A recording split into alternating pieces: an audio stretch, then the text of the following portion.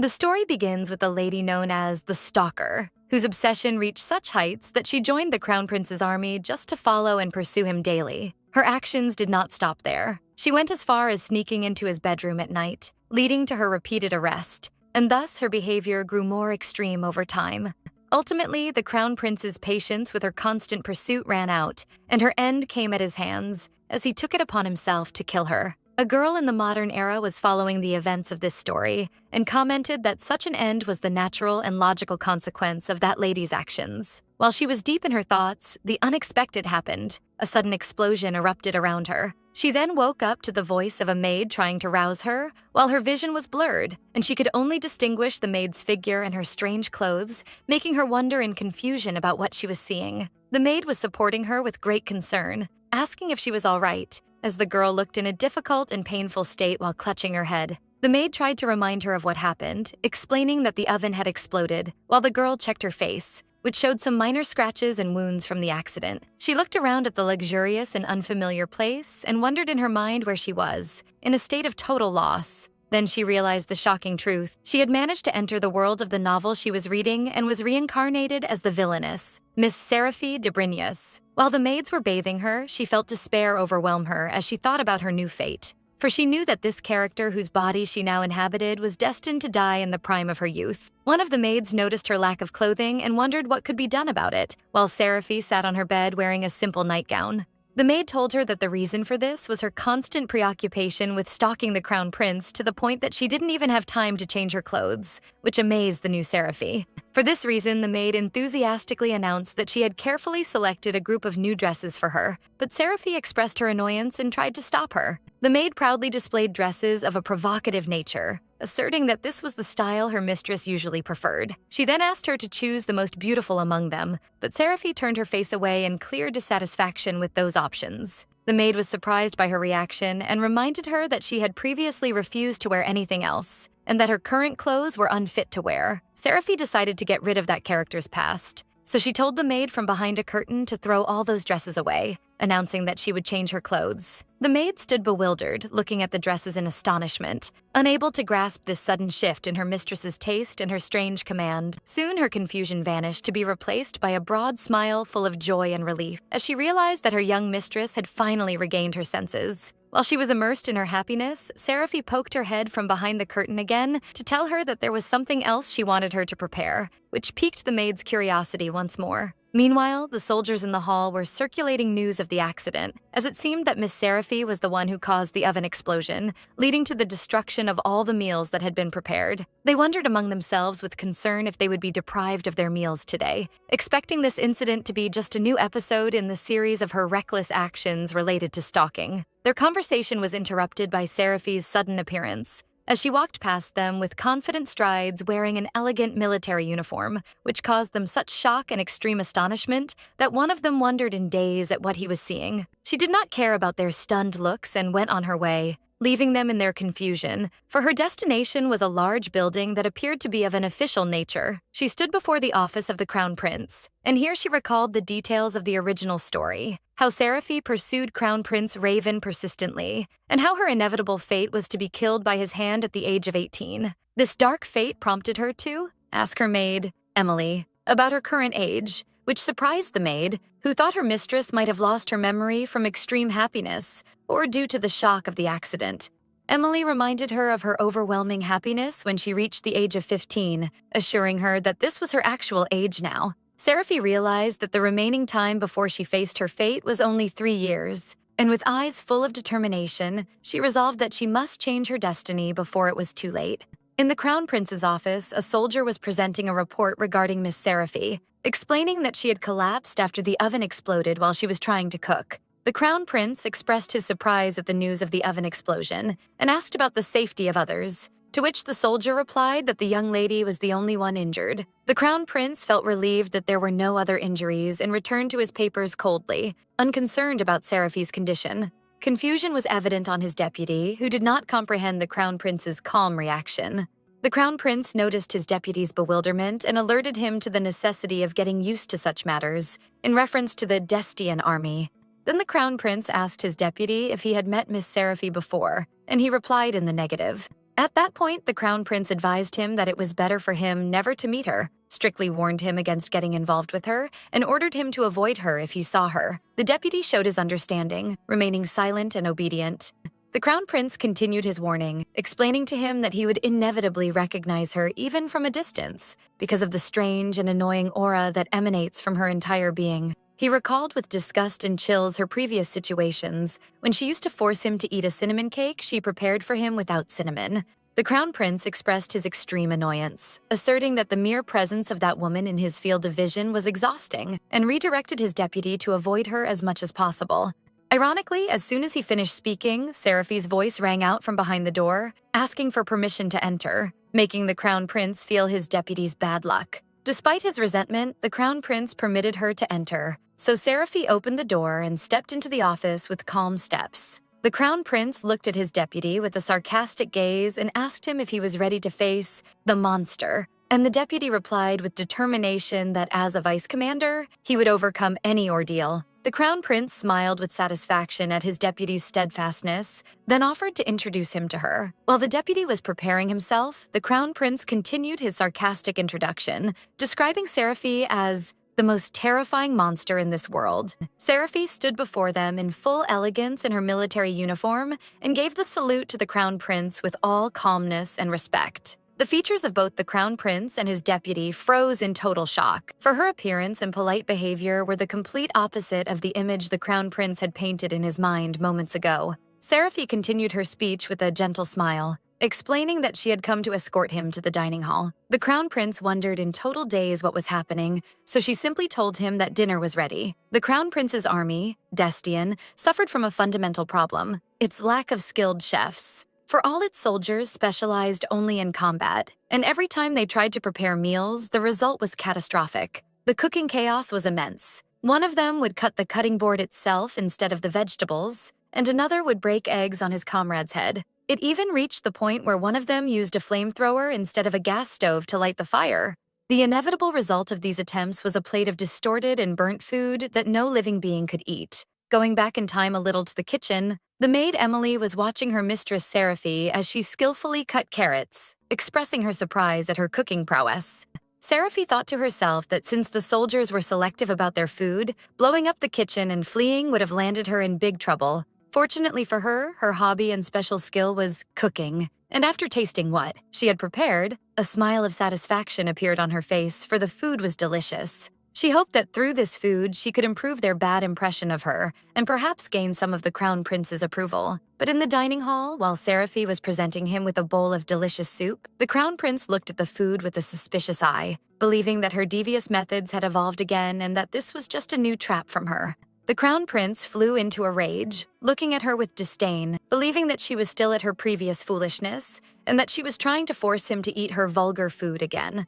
His word again confused Seraphi, who did not understand his meaning. While he sat before the wasted food, he asked her in a threatening tone what she was planning this time, accusing her of plotting a new scheme. In a sudden act, Seraphi picked up a piece of the food that had fallen on the table and ate it herself, which completely stunned the Crown Prince and his deputy. She told him calmly that she did not know of any misunderstanding he was talking about, asserting that this was just ordinary food prepared with fresh ingredients. She then added that it was fine if he refused to eat it, but she begged him not to throw it away, which seemed to confuse the Crown Prince slightly. The Crown Prince rose from his seat, suspicion still filling his eyes, stating that he saw she was plotting something once again. Then he turned to leave, challenging her to try and deceive him if she could, but he asserted that he would not fall into her trap. Seraphi remained standing in her place, while the vice commander watched the situation in silence.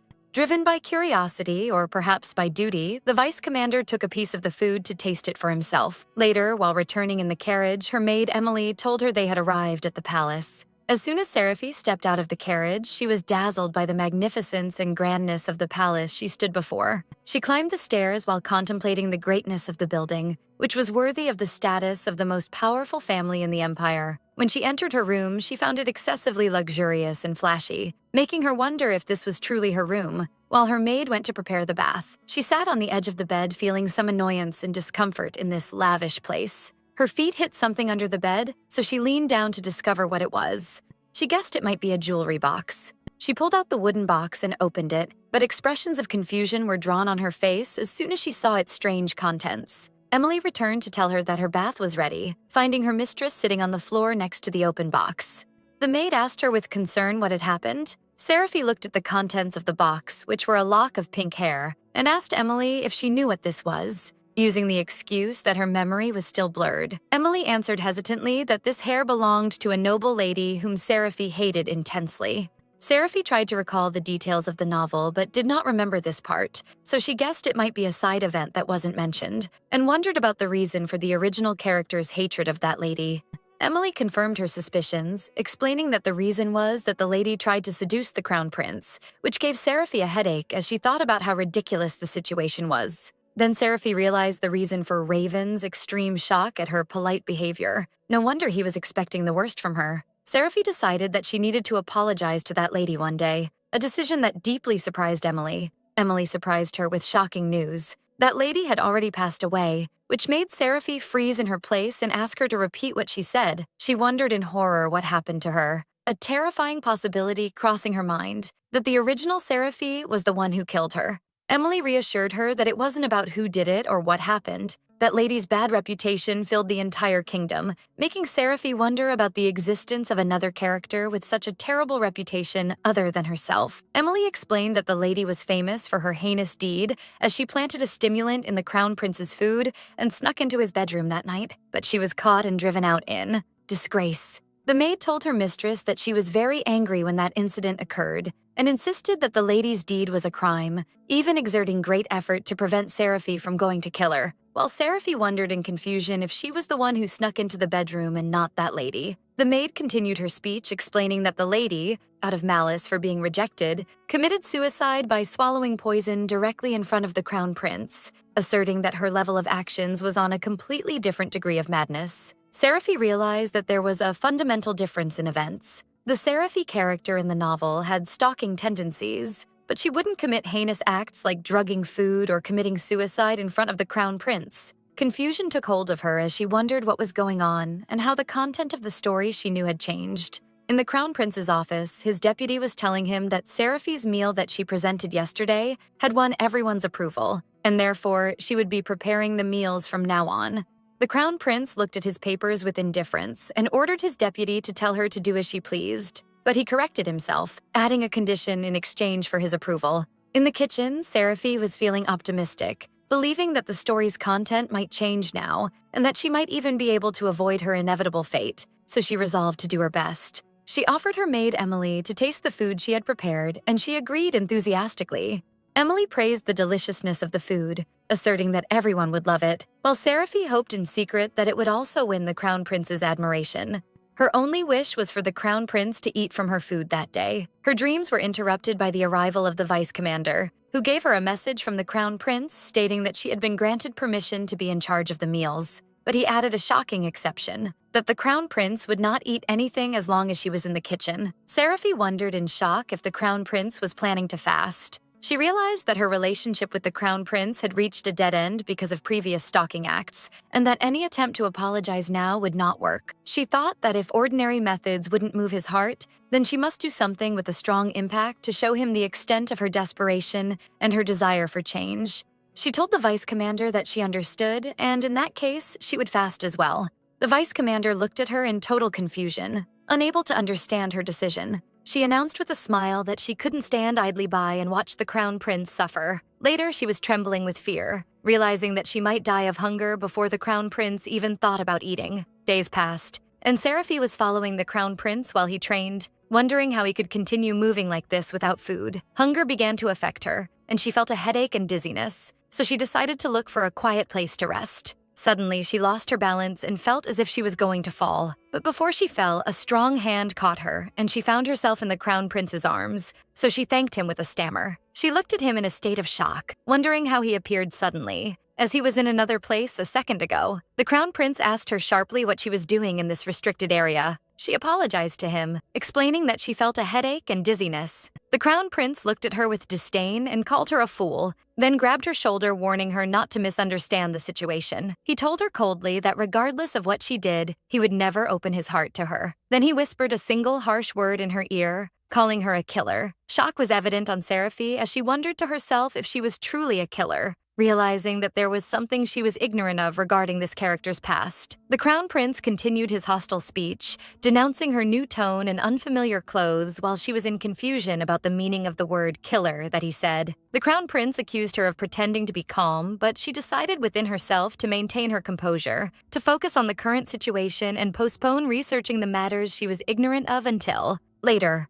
He demanded angrily that she stop this ridiculous acting and return to acting naturally as he knew her. With complete calmness, she offered him an apology for everything that happened in the past.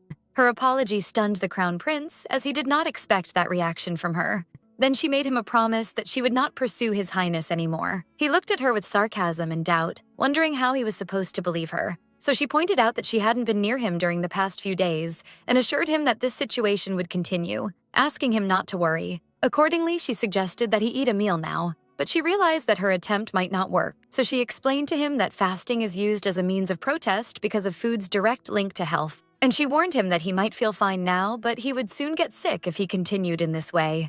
At that moment, extreme weakness overcame her, and she began to stagger while whispering a request for some food, only for the Crown Prince to rush to catch her and prevent her from falling. And after that incident, she succeeded in convincing the Crown Prince to eat. And while he was eating, signs of surprise appeared on his face from the taste he did not expect. The Crown Prince commented that it seemed the food was not bad to the point where it was impossible to eat, so Seraphi thanked him with gratitude. Later in her room, the word killer returned to occupy her thoughts, and she wondered seriously if she had actually killed someone. Anxiety prompted her to ask her maid Emily if she had committed some crime. She clarified her question more, wondering if she had killed someone, for example. Emily burst out laughing, asserting that this was impossible and that her mistress was not the type who would do something like that. Seraphi was surprised by her quick and definitive denial, so Emily offered to explain the matter since she didn't remember. Emily reminded her that despite her hatred of insects, she always felt bad about killing them and ordered her every time to release them instead of harming them. She added that the task of catching insects and releasing them was more difficult than just killing them, and Seraphi seemed to understand. And she apologized to Emily for previous troubles, saying that she could do as she pleased from now on, but Emily explained that this was not what she meant.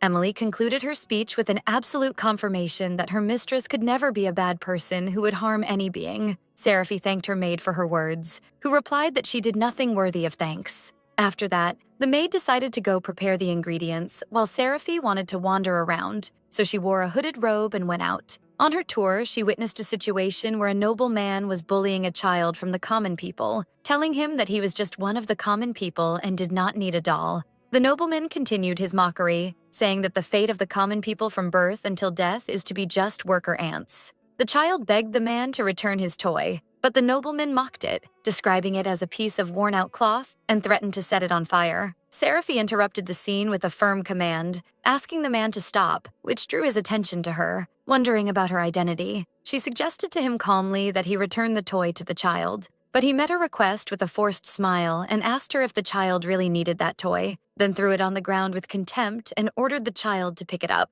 And her insolence aroused the anger of the nobleman, who wondered about her identity to act in this arrogant manner. But as soon as she removed her hood, the nobleman's features changed to astonishment, for he recognized her silver hair and purple eyes. He recognized her immediately, wondering in shock if she was Duchess Brinius. Seraphi ordered him in a tone that accepted no argument to apologize to the child and return his toy immediately. Her order aroused his resentment, and he wondered in anger how she could order him to do such a thing when he was a noble like her. She replied with a rhetorical question as to whether his family hadn't taught him that nobles cannot bully others without reason. He felt deeply insulted and realized that this insolent girl had made him look disgraceful. So he turned to leave. As he was leaving, he threw the toy toward the child with resentment and warned him to consider himself lucky and to be more careful in the future. Seraphi stopped him again and told him that if he had any objection to the child, he could visit Brinia's palace at any time, which made him quicken his steps and flee. Seraphi turned to the child and reassured him, telling him that if he was bullied again, he could visit her at any time, and the child agreed happily. The crown prince and his deputy were watching the situation from afar. Seraphi saw them and noticed that they seemed in a hurry. While she wanted to ask them if the food was delicious, she approached them and asked the vice commander, Demian, if something had happened. Demian told her that it seemed a different race in the north was causing trouble recently, and that he would be heading there within a few days to exterminate them. Seraphi expressed her concern that the mission was in a few days, considering this a bad thing. But Demian reassured her that it wasn't a big deal and that this had happened repeatedly before, and all they had to do was intervene to solve the problem. She offered to prepare large quantities of jerky for them that wouldn't spoil if they were going to battle, so Demian understood she was worried about his food. At that moment, an older man named Uncle Bart appeared and asked Seraphi if she was going with them as well. Bart explained to her that the mission would be difficult because it was in a wild forest, but Seraphi wondered who would prepare the food if she didn't go. Bart laughed and said that her going with them would be a great help to them. Seraphi asked him about the duration they planned to stay, as they would need to prepare the ingredients in advance. He replied that His Highness was coming too, so he didn't think it would take long, then asked the Crown Prince directly about how long the trip would take. The Crown Prince appeared suddenly and replied that it would take about a week. Seraphi was surprised by his sudden presence, while Bart welcomed the Crown Prince's joining, considering that it would speed up the end of the mission. Bart asked Seraphi if she heard the duration, and she replied in the affirmative. Then he asked her what she was preparing, and she told him that she intended to prepare jerky, but she heard from one of the shops that there was a magic spell to prevent food from spoiling, and that she would need to learn some magic. Bart told her that there are ingredients sold that already have magic on them, but they are expensive, which frustrated her. Seraphi was thinking that this was the first time she had gone into battle, and she never imagined that she would encounter that thing, which made her feel despair and repeat that this couldn't happen. As they were walking in the forest, Seraphi was panting from fatigue and wondering to herself how this couldn't happen while it was actually happening. She looked at the soldiers who were walking with ease and wondered how everyone could be perfectly fine in this situation. Astonishment took hold of her as she wondered if these people were truly human with their ability to bear this trouble. She turned to Demian and asked him hesitantly if they could move directly to their destination, reminding him that they had already moved to the forest entrance. Demian explained to her that large-scale teleportation is difficult in a forest where magical energy is mixed and unstable. Seraphi understood the matter, so Demian offered to arrange for her to leave the forest and inform the Crown Prince if the matter was beyond her capacity, but she refused and asserted that she would be fine.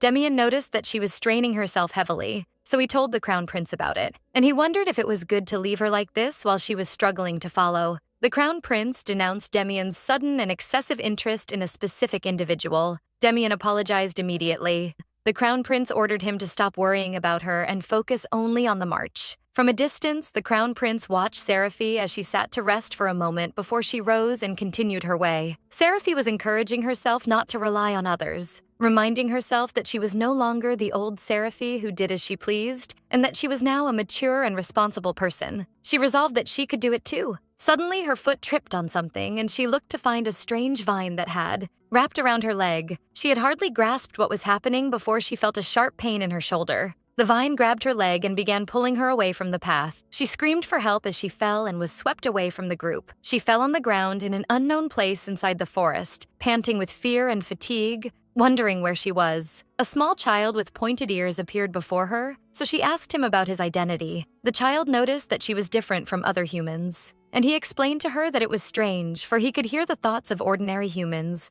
but he could hear nothing from her. Seraphi wondered in shock if he could read thoughts, and he confirmed that to her. In the camp, the soldiers were wondering if they would camp here tonight, and one of them answered that the scout party had not returned yet. The Crown Prince noticed Seraphi's absence and wondered where she went. Demian asked the Crown Prince about his destination, so he told him not to tell others and that he would go search for Seraphi himself. Meanwhile, Seraphi asked the child about her location and the reason he brought her here, and he answered that he knew the reason for the humans coming. He asked her directly if their goal was to kill them. Seraphi was shocked and realized that this child belonged to the heterogeneous race that was kidnapping people. The elf child angrily denied her accusation, asserting that they, as elves, do not do such things. The child realized that there seemed to be a serious misunderstanding, so Seraphi reassured him that there was no problem then, because the Crown Prince would never harm innocent people. The child questioned her words, pointing out that he could sense the presence of a large number of human weapons near them. Seraphi explained to him that they came here because they heard about the existence of heterogeneous beings harming people in this area.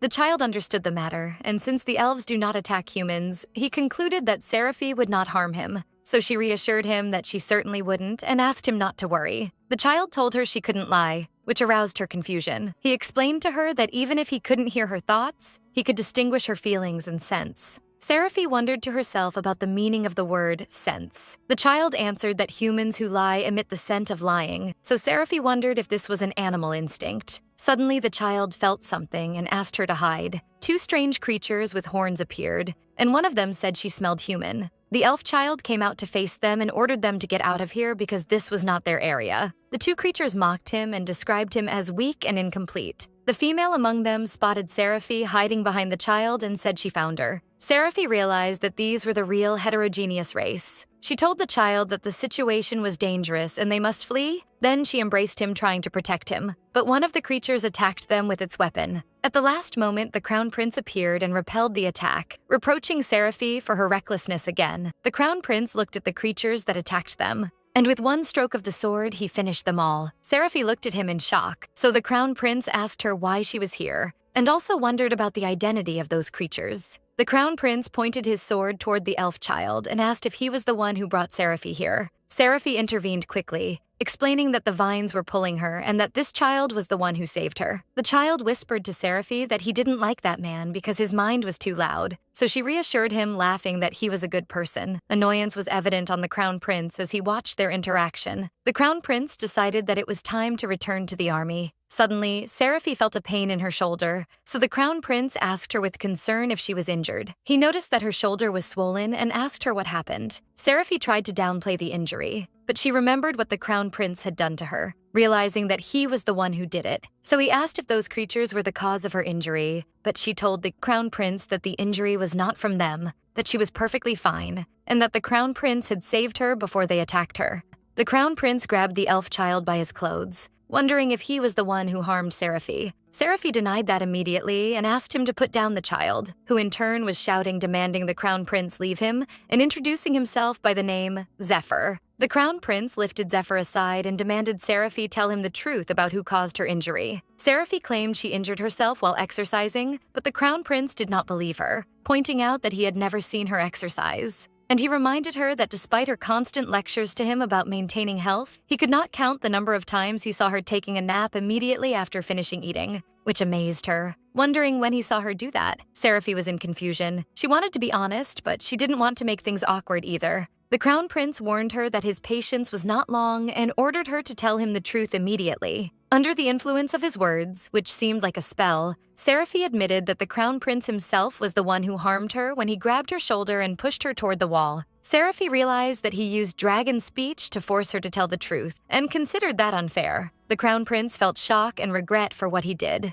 but he promised her that he would make sure she received proper treatment when they returned to the palace, asserting that a shoulder injury is not something to be taken lightly. Seraphi tried to reassure him that she was fine, and that the wound would heal quickly if a doctor or priest examined it. The Crown Prince agreed reluctantly, but asked her to tell him immediately if the pain increased. Seraphi thanked him for his concern. Their conversation was interrupted by Zephyr, who was still being held by the Crown Prince, asking him to put him down. The Crown Prince put him down on the ground sharply. Zephyr ran toward Seraphi and hugged her, which aroused the jealousy of the Crown Prince, who seemed very disgruntled with this child. Zephyr whispered to Seraphi that elves have healing abilities. Zephyr told Seraphi that her shoulder looked painful and offered to treat it for her, but the Crown Prince intervened quickly and pushed Zephyr's hand away from Seraphi, ordering him not to touch her. Zephyr shouted at the Crown Prince, explaining that he was only trying to treat the place that was injured because of the Crown Prince himself, and that if he truly felt bad, he shouldn't intervene.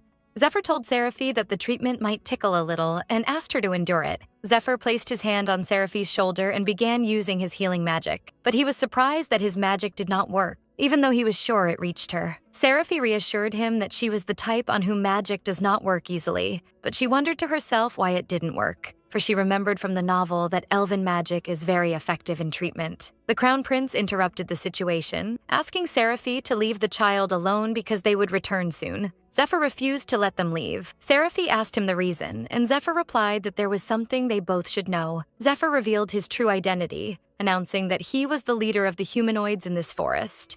Zephyr's announcement that he was the leader of the humanoids caused shock for both Seraphi and the Crown Prince. Zephyr explained that he had not completed his coming-of-age ceremony yet, and therefore no one listens to what he says. He continued that the reason for the humanoids' rampage now, and the reason for the humans coming to this forest, is all because of this problem, the problem of the non-completion of his coming-of-age ceremony. Zephyr begged Seraphi to help him complete his coming-of-age ceremony, asserting that if she did so, then this forest and the people as well, none of them would have to be hurt anymore. But the Crown Prince refused. He explained that as an unwritten rule, they do not interfere in the affairs of other races and do not encroach upon their lands. But Seraphi ignored him and asked Zephyr how he completes the ceremony. Zephyr replied that to become an adult, he needs recognition from the elven god, but the god does not recognize him. Seraphi wondered about the reason. Zephyr answered sadly that he believes the reason is that he is an incomplete elf, and he revealed that he is half elf and half of another race, and that people call him a hybrid. But he added that there is one way to solve this problem, which is that if he gets married, the god might finally recognize him as an adult. The idea amazed Seraphi, and with all innocence, Zephyr asked Seraphi to marry him. The Crown Prince stood frozen in his place from the horror of the shock. Zephyr explained that if he does not become an adult, this forest will remain dangerous forever,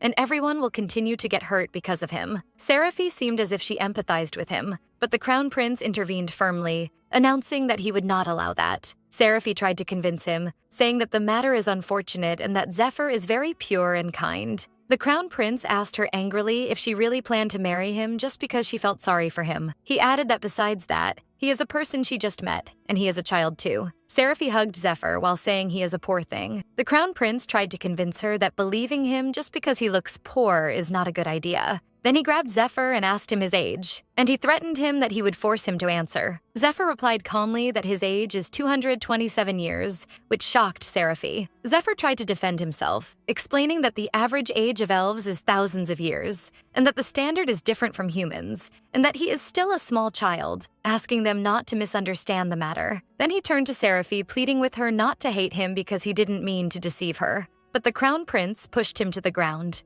The Crown Prince asked Seraphi sarcastically if she still wanted to marry this 227-year-old old man. His description ignited Zephyr's anger, who shouted, demanding that he not call him an old man. Seraphi intervened and asked them both to calm down. Then she directed her speech to the Crown Prince, reminding him that the reason for their coming here was to subdue the rampaging humanoids. She continued, wondering if there was a way to resolve this matter peacefully instead of fighting and shedding blood. She added that in this case, they had no reason to ignore the problem, and if they could help, there was no reason not to cooperate. She suggested to the Crown Prince that they first go to meet the elven god, for perhaps they could persuade him. After a brief thought, the Crown Prince reluctantly agreed to meet this alleged god. But he warned Zephyr that if he brought up a ridiculous topic like marriage again, he would destroy this forest immediately, telling him to be prepared. Meanwhile, Zephyr was observing how the Crown Prince spoke with Seraphi, commenting that the Crown Prince was an unpleasant person and that he had twisted feelings toward Seraphi. Zephyr wished the Crown Prince were more honest with his feelings. Zephyr led them through the forest. They finally arrived at the elven village, which was a beautiful and dazzling place.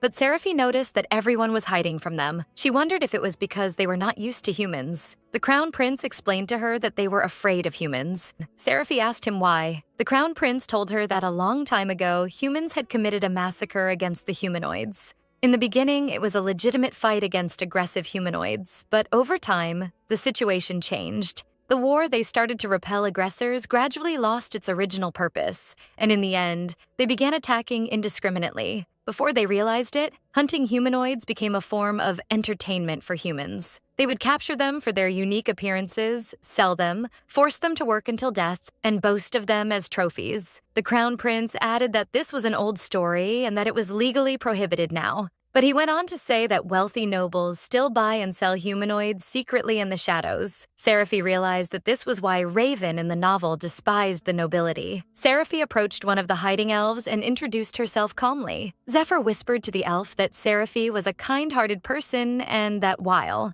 the Crown Prince was another matter, she was an incredibly good person. Seraphi felt somewhat embarrassed, as she preferred not to be the center of attention. They followed Zephyr inside one of the buildings and climbed a long staircase. One of the elves approached her and asked hesitantly if Seraphi was human, so she reassured her that she was, and that she wasn't scary. Children began to approach her, admiring her beautiful scent and silver hair, and one of them even wished to braid it. Seraphi asked the children if they liked cookies, but they didn't know what they were. She took out a box full of cookies for them, explaining that they were a sweet and delicious snack, and offered for them to try. The children tasted the cookies and liked them very much, expressing how sweet and delicious they were. The Crown Prince was watching the situation from a distance in surprise. Some of the adult elves noticed that Seraphi possessed a pure and clear aura, and that she treated the children with kindness. More children approached her, admiring her shimmering hair. They praised the beauty and softness of her hair. She also commented on the beauty of her hair herself. The village leader stepped forward and welcomed Seraphi, asking her about her identity. Seraphi introduced herself with full respect as Seraphi de Brinius. The leader told her that her aura was truly clear and calm, and that she had a flow of energy that is difficult for humans to sense. Seraphi thanked him for his words gently. The leader asked her if she wished to meet the elven god. Seraphi confirmed her strong desire to help. The leader explained that the elven god resides in the heart of this forest, in a gap between worlds where pure energy gathers. He added that for a non-elven being, only the one who embodies primordial beauty is able to open that door. The phrase primordial beauty puzzled the Crown Prince, but Zephyr seemed confident that Seraphi would be fine, as she was pure, unlike a certain other person. The leader told Seraphi that they must first perform purification rituals to open the elven gate, and asked if she was mentally prepared. Seraphi agreed immediately. The leader turned to the Crown Prince and asked for his opinion. The Crown Prince replied that he did not know what these rituals involved, but he did not need them, and asked them to perform them for her alone. The leader understood and asked everyone to proceed toward the altar. Everyone stood before the altar. The leader placed his hand on a glowing blue stone, and he ordered Seraphi to close her eyes and face the darkness within her. In her inner darkness, she heard familiar voices accusing her of indifference and coldness, and that she said nothing but yes in any situation. The voices wondered if she truly loved, and how she was no different from the people outside. In fact, they didn't even believe she possessed feelings. She opened her eyes to find her tears falling, thinking that those memories had already faded. Seraphi wondered to herself why people get hurt even though she did nothing wrong, asserting that she didn't want to hurt anyone. She resolved that just because they were different from one another, it gave no one the right to hurt her. In that week, the gate opened before her with a bright light, which astonished the village leader and the others. A being resembling an elf with long white hair appeared from the gate, and the Crown Prince wondered if this was the elven god, noting that his aura was weaker than he imagined. Zephyr noticed that the Crown Prince could see the elven god even without the ritual, so he asked him about his true identity. But the Crown Prince asked him to remain ignorant because he would be shocked if he discovered the truth. The elven god addressed Seraphi, describing her as the human who hides primordial beauty within her, and asked what she wished to convey to him. Seraphi asked him to grant recognition to the leader who rules the various races in this forest so he could perform his role. The elven god answered her that everything has its appointed time, and that once preparations are complete, Zephyr would naturally become accepted as leader even if he didn't grant him recognition. He explained that this was an ordeal he must endure, and that this was not something someone else could do for him. Seraphi admitted that his words were true, but Zephyr interrupted, insisting that if they got married, the god would have to recognize him as an adult, and that he had brought a bride with him. Zephyr tried to persuade the god that Seraphi was very kind and had a beautiful heart, and that she always hugged him, making her an ideal candidate for a bride. And he reminded her that she was the one who told him he was cute, which embarrassed her, and she reluctantly admitted. Then he asked her to kiss him, because a kiss is necessary to complete the marriage. The Crown Prince grabbed Zephyr and pushed him away from her angrily, and he issued his final warning, ordering him to stay still. Seraphi interrupted the situation, addressing the elven god, pointing out that his words sounded a bit strange. The elven god asked her the reason for their strangeness. Seraphi told him that his words sounded selfish. Her words astonished the Crown Prince and the village leader. Seraphi confronted him, saying that he was the one who appointed him as leader, but he didn't allow him to hold his coming-of-age ceremony, and that the chaos in the forest started from this contradiction. She continued that because he cannot become an adult, he cannot become a leader, and because of that, the races that have no leader have spiraled out of control, leading to many people being hurt and blood being shed. She asked him as a god who protects nature if he thought it was right to leave this situation as it is. The elven god answered her that one does not grow without suffering, and that the child is currently developing his vessel, and others are merely waiting for that time. The Crown Prince set Zephyr on the ground, announcing that he had no time to listen to this meaningless logic. Zephyr surprised everyone by saying he agreed with him. The Crown Prince commented that this was the first time they agreed on something. Then he turned to the elven god, challenging him and asking if he had bestowed the title of elven god upon himself, and ordered him to do as he pleased, whether testing the vessel or breaking it. but without making a fuss and in a quiet corner of the forest. Then he announced that he was the crown prince of this empire and ordered the god not to play the role of an irresponsible spectator in his presence. And he threatened him that if he did not recognize Zephyr as leader immediately, he would overthrow him and install a new god of his own making in his place. The elven god explained that he was a being identical to nature itself and arrogantly denounced that a human would dare to oppose him, describing his action as absolute arrogance. The crown prince replied sarcastically, asking if the god claimed to be nature, then challenged him to see which of them was truly closer to it. Suddenly, a powerful black aura began to emit from the crown prince, transforming into a massive black dragon. The scene left everyone stunned. The elven god felt fear, realizing that this was something even the spirits of the earth could not endure. The crown prince threatened him that he would continue talking, but he would only listen to his lecture after he knelt on his knees. Under the immense pressure, the elven god knelt in pain and announced his agreement to hold the coming-of-age ceremony. He ordered those present to prepare the ceremony, announcing that he would bless the child, which astonished the village leader and Zephyr. After the matter was done, the god turned to leave, announcing that this should be enough. The crown prince felt exhausted after using his power, so Seraphi asked him with concern if he was all right. He angrily ordered her not to approach him. Seraphi looked at him with concern, while the crown prince was seeing overlapping images of her surrounded by a dark aura. The crown prince was in a state of rampage, shouting for her to go away, and he released a massive force toward her, yelling not to come near him. Everyone watched the scene in shock. Seraphi fell to the ground unconscious. The crown prince looked at what he had done in shock and horror. Zephyr rushed to her, trying to rouse her. Seraphi woke up to find herself in a strange place surrounded by blue roses and saw Zephyr beside her. Zephyr assured her that it was him and asked if she was all right. She wondered what had happened, for she remembered going to get recognition from the elven god. And Zephyr told her that Raven, the crown prince, had a sudden rampage and pushed her, causing her to fall. Seraphi recalled her memory, realizing that everything that happened was his fault. She asked Zephyr if the elven god had finally recognized him. Seraphi congratulated him on that, but Zephyr seemed confused. He said stammeringly that it didn't matter. Before he left, Zephyr told her there was something she should know, and he warned her about Raven, saying he feels like he will go crazy when he is near him, and that he is like a ticking time bomb that could explode at any moment. He asked her not to forget what he just told her. Seraphi thought about his words and realized she had no other choice, and that it was a mistake to believe that years of hatred could be easily erased. She admitted that this was true, and that if her presence beside him caused him more pain, then perhaps it would be better to… While the village leader was contemplating the beauty of the stars that night, he noticed that the crown prince seemed lost in thought. The leader told him that when he sees beautiful stars, other beautiful things in their hearts often come to mind. He asked the crown prince what he thought of when he looked at the stars, and he replied that they weren't necessarily beautiful things. He explained that he thought of only one person who had been occupying his mind a lot lately, which piqued the leader's curiosity. The crown prince described this person as the worst kind of person, someone he wished to have nothing to do with. The leader wondered if he hated this person to that extent, and the crown prince confirmed that she was indeed a desperately terrible person. The crown prince recalled his memories of the old Seraphi, how she lacked morals and values, was always selfish and justified her bad behavior, describing her as a truly desperate human being. But one day, she suddenly changed completely and began to care for the weak, which she had never done before. He saw her taking care to prepare fresh food for the soldiers tired from intensive training and asking her maid to take a rest. She worked every day, always thinking of others, and selflessly dedicated herself to them regardless of difficulties, as if she had become a completely different person. In the beginning, the crown prince believed that all this was just acting, and that she was trying to deceive him and gain his trust to trap him,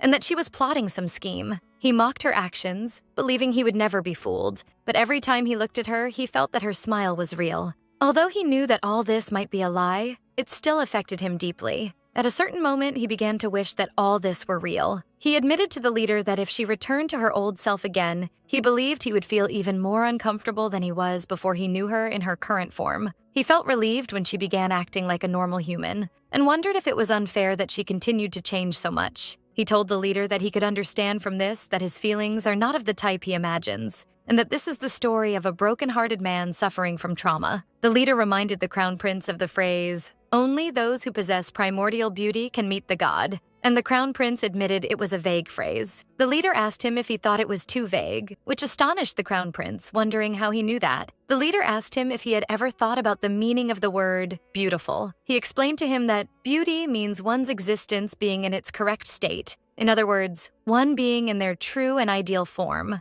And he told the Crown Prince that everything that makes him who he is will one day reach balance and harmony, and thus become complete. The leader commented that beautiful is a truly beautiful word. The Crown Prince realized that if beautiful meant one's true and ideal form, then the condition for meeting the god is to be naturally true to oneself. This means that Seraphi is now in her true and ideal form. The Crown Prince concluded that the possibility of her returning to her previous personality is zero, while the leader commented that the stars were exceptionally beautiful that night. The next day, with the help of the Elven village, all members of the expeditionary force were able to return to the castle without any difficulty, except for Seraphi and Emperor Raven. Zephyr was clinging to Seraphi, refusing to let her go, while the Crown Prince asked her how long she would tolerate his selfishness. Seraphi promised Zephyr that she would come back to play with him again. Seraphi made a promise to Zephyr that she would come back to visit him, which she confirmed with full seriousness. Zephyr took her promise in another way and suggested with an innocent smile that they get married the next time they meet, which aroused the displeasure of the Crown Prince who was standing beside them. The Crown Prince turned and began activating a magical teleportation circle, announcing that it was time to leave. While Seraphi called him anxiously asking him to wait for her, panic seized her as she saw him gradually disappearing within the magical light, as she thought for a moment he would leave her behind alone. But the Crown Prince suddenly grabbed her arm and pulled her toward him to embrace her firmly inside the teleportation circle, and asked her disapprovingly what she was doing and if she really wanted to be left behind, criticizing her for standing still as if she had never teleported before. Seraphi answered him in confusion that she was absent-minded for a few moments, so the Crown Prince advised her in a serious tone not to accept everything asked of her so easily. Zephyr waved to them in goodbye enthusiastically and thanked Seraphi for everything, while the Crown Prince's cold gazes watched the situation. The Crown Prince bowed to the Elven village leader in silent respect, bidding him farewell. As soon as they arrived at their destination, Seraphi lost her balance and fell to the ground because she was not used to teleportation. The Crown Prince looked at her with resentment and asked sarcastically how she could be so confused, and if she lost her muscle mass when her head hit, while she was thinking to herself, hoping he wouldn't delve into the matter, and she replied to him with indifference. She sat on the ground thinking about the fact that she came from a world where magic does not exist, and that this was the first time she experienced teleportation, wondering in concern if she would be able to survive in this world. The Crown Prince extended his hand to her and asked her how long she intended to sit like this, asking her to rise. She looked at his extended hand in shock, wondering to herself about the reason for his sudden kindness, for he usually paid her no attention. She thanked him hesitantly while holding his hand to stand, with confusion still controlling her regarding the change that had occurred in him. She remembered Zephyr's warning to her to be careful, and that the Crown Prince might lose control of himself, so she wondered anxiously if he was putting too much pressure on himself, and what would happen if his anger actually exploded. Her thoughts were interrupted by the voice of the Crown Prince, who told her that he was unable to talk to her last night because the time was late. Then he surprised her by offering a formal and explicit apology for pushing her hard earlier, leaving her in a state of daze. As she recalled Zephyr's warning that the Crown Prince is like a ticking time bomb, he continued his apology that he didn't mean to hurt her. So Seraphi interrupted him anxiously, asking him to stop and not to pressure himself further. She reassured him that she was fine and asked him not to worry about her, and to treat her as he usually did, which aroused his confusion as he wondered what she meant by that. She continued her request pleadingly, which increased the Crown Prince's confusion. She explained in her secret that she was asking him to ignore her, despise her, and insult her as he always did. And as evidence of the success of their mission, it seemed that Zephyr had successfully completed his coming-of-age ceremony. For less than a day after the team's return, the incidents caused by the humanoids stopped completely, and thus, the Destian army regained its quiet daily life once again. But this quiet did not last long, as some soldiers were surprised by Seraphi's voice pleading with one of them to insult her, which struck them with extreme shock. They poked their heads from behind one of the pillars in confusion, wondering what was happening and the identity of the person she was talking to. Vice Commander Demian stepped forward and told them that some people preparing for the festival play had lost their way, and asked them to move away to avoid any problems. It seemed the soldiers were convinced by this explanation, and one of them wondered if this was all there was to it, for he thought, Something serious had happened, while another commented that the idea of a play seemed a bit strange. Meanwhile, Demian was rebuking the Crown Prince, reminding him that he had warned him repeatedly against saying such things in public where there are many eyes watching them, while Seraphi was standing beside him apologizing. Demian directed his speech to Seraphi, explaining that her releasing statements that might be misunderstood out loud in broad daylight is problematic, then turned to the Crown Prince to tell him that entering into a loud argument with a woman is completely unacceptable. So the Crown Prince replied that the reason was that she said something strange. Demian interrupted him angrily, announcing that this does not matter now, and that maintaining the Crown Prince's dignity is what maintains order in the Imperial Palace and in Destian as a whole. Demian continued his stern rebuke, shouting and wondering how many times he had to repeat his words, but his shout was suddenly cut off by a sharp pain. Demian fell to the ground unconscious while spitting blood, so the Crown Prince and Seraphi rushed toward him with great concern, and the Crown Prince called him by name in panic. In a medical room, the Crown Prince asked the treating doctor about Demian's condition, and the doctor answered after a short thought that Demian was in a deep sleep, and it seemed he was suffering from sleep deprivation, which puzzled Seraphi. The Crown Prince wondered in surprise if he was just asleep, while Seraphi pointed out with concern the large amount of blood that came out of his nose and mouth. So the doctor explained that sleep deprivation in any form inevitably leads to health deterioration. The doctor advised them that by avoiding stressful situations and getting enough sleep and rest, Demian would recover quickly. The doctor added that achieving this requires cooperation from those around him, asking them for help in this matter. So the Crown Prince agreed reluctantly, while Seraphi replied with a nervous laugh, confirming that she would cooperate, of course. As they were walking in one of the palace corridors, Seraphi wondered with concern if Mr. Demian would be all right, so the Crown Prince reassured her that there was no need to worry. Seraphi was surprised by his excessive confidence, so he answered her simply that he had asked Demian himself. He explained to her that Demian had been suffering from the inability to sleep for years, but this matter hadn't caused him any health problems before. Seraphi thought that Demian was suffering from an illness she didn't know about, for he always seemed calm and composed,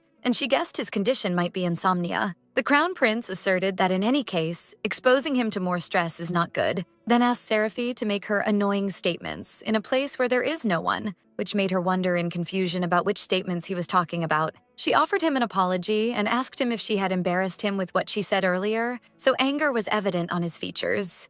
He asked her with extreme anger if she was asking seriously or if she was mocking him, and she answered him that she didn't understand the reason for his anger. She explained to him that she said that only because she wanted to make him feel a little better, so he repeated her question back to her in astonishment, wondering if she had asked him to ignore her, despise her, and insult her for his own benefit. She explained her logic to him, saying that he should ignore, despise, and insult her, because that is the way he always treated her. And she continued that she told him that he shouldn't force himself to be kind, wondering what the problem was in that. She guessed in herself that the reason might be that she, the person he is supposed to hate intensely, acts as if she will sacrifice herself for him, and he doesn't like that. But she reassured herself that if this is the case, there's no need to worry. She decided to announce her decision while the opportunity was available, so she told him with a broad smile not to worry, and that, as of this day, she would resign. And she continued her words asserting that she would disappear, so his eyes would not fall on her again. So he looked at her in total shock and asked her what she just said.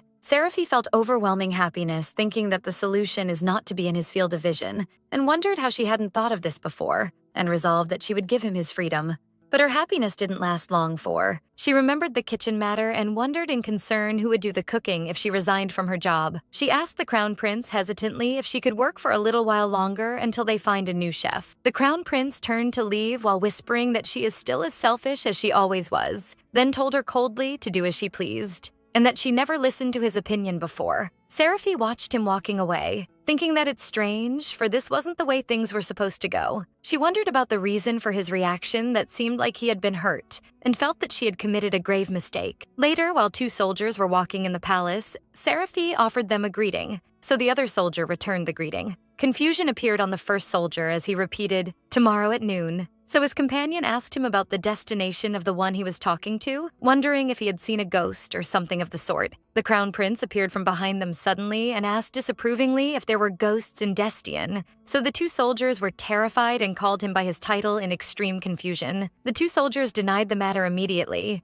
asserting that it must have been a mistake on their part, and explained that they thought they saw Seraphi there. but it was just an optical illusion. The Crown Prince looked at them while crossing his arms and merely said that he understood the matter. Seraphi felt relief because she managed to escape him, for it was almost revealed, and she denounced in herself how she had cut all this distance away from the office only to find him there. She recalled in her mind Zephyr's warning to her that Raven is like a ticking time bomb, and that approaching him makes one lose their senses. So she decided that she must maintain a distance between them, for both of their sakes. While she was thinking about that, she realized it would be difficult to avoid bumping into him while wandering, so she wondered if there was a place she could hide and rest. Her feet led her to the Imperial Palace Library, which was massive and majestic as expected. She began wandering between the towering shelves, wondering to herself if she would find any romance novels among these books. But what caught her attention was a title completely different from her interests. A book about practical cooking magic, which brought back memories of her school days and made her wonder if such titles existed in all worlds. She didn't know that the Crown Prince was in the same place, browsing books in another corner of the library. She sat at one of the tables and became absorbed in reading the book, while he was watching her from a distance. Her concentration was interrupted by a sudden creaking sound, so she raised her head to find him standing before her, asking her seriously if she had transformed into a completely different person. He told her that lately she defies his expectations every time, so panic took hold of her inside, wondering why he is here, and why he continues appearing everywhere she goes. He asked her disapprovingly if his presence here was forbidden, so she replied in confusion that she was just wondering about the reason for his coming. He answered that he had always loved reading, and therefore he frequents the library often, then pointed out that this was the first time he saw her reading a book, which made her think to herself sarcastically that seeing someone like her reading must be shocking news. She explained to him that she entered driven by curiosity, then saw a book about cooking magic and began reading it. The Crown Prince was surprised by her interest in a magic book, so she explained to him that she heard that if she learned cooking magic, she would be able to cook more easily, and also storing food would become easier. Then, the Crown Prince asked her about the reason for her exerting all this effort now when she has announced that she will resign, which surprised her and made her wonder about the reason for his question. So she simply answered him that this is her job, and she continued explaining that if she could prepare tastier food more easily and quickly, it's natural she would want to learn. It seemed her words had convinced him, so he smiled a slight smile and said that he understands the matter. Their conversation was interrupted by the voice of an elegant lady who expressed her surprise at seeing them together in this place. She stepped forward and greeted the Crown Prince and Seraphi, saying it had been a long time. She asked them with a cunning smile what they were talking about while they were alone. She expressed her surprise at seeing them together in a place like this, and she continued her speech saying that their presence alone in a dimly lit place might arouse suspicion and push people to conclude wrong things.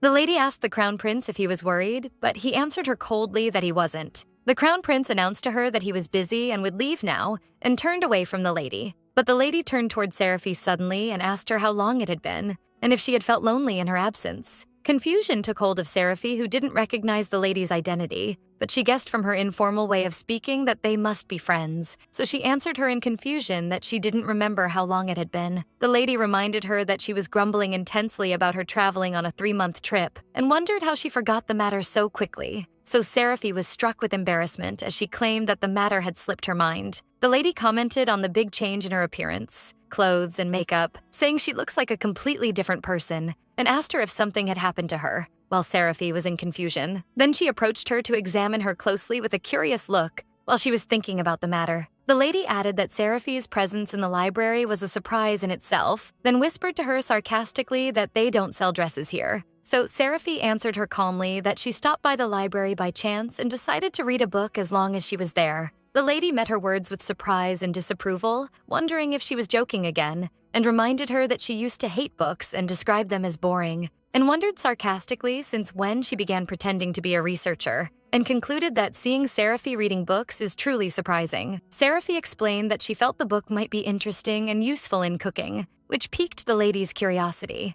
The lady commented that she is truly amusing with her interest in cooking now, so Seraphi wondered to herself if she was praising her or mocking her. The lady suggested to her to leave this place that doesn't suit her and go shopping, and told her that her favorite designer is there, and that his new collection of dresses has just been released, inviting her to go together to see it. Seraphi thought she didn't know who her favorite designer was, but she apologized gently, saying she wishes to read more books and study magic now. The mention of magic surprised the lady greatly. The Crown Prince was watching them from a distance and commented that this response seems more logical for the original Seraphie character, who preferred to hire a wizard instead of learning magic herself. Seraphie was in confusion, thinking about what she should say so as not to arouse her friend's suspicions. She told her that she has changed her mind recently and that she might have acted in a certain way in the past, but she is different now. She added that reading books is fun and cooking is rewarding, and that she feels happy when everyone enjoys her food. She admitted to her friend that, frankly, even when she reads books, she doesn't understand what they say,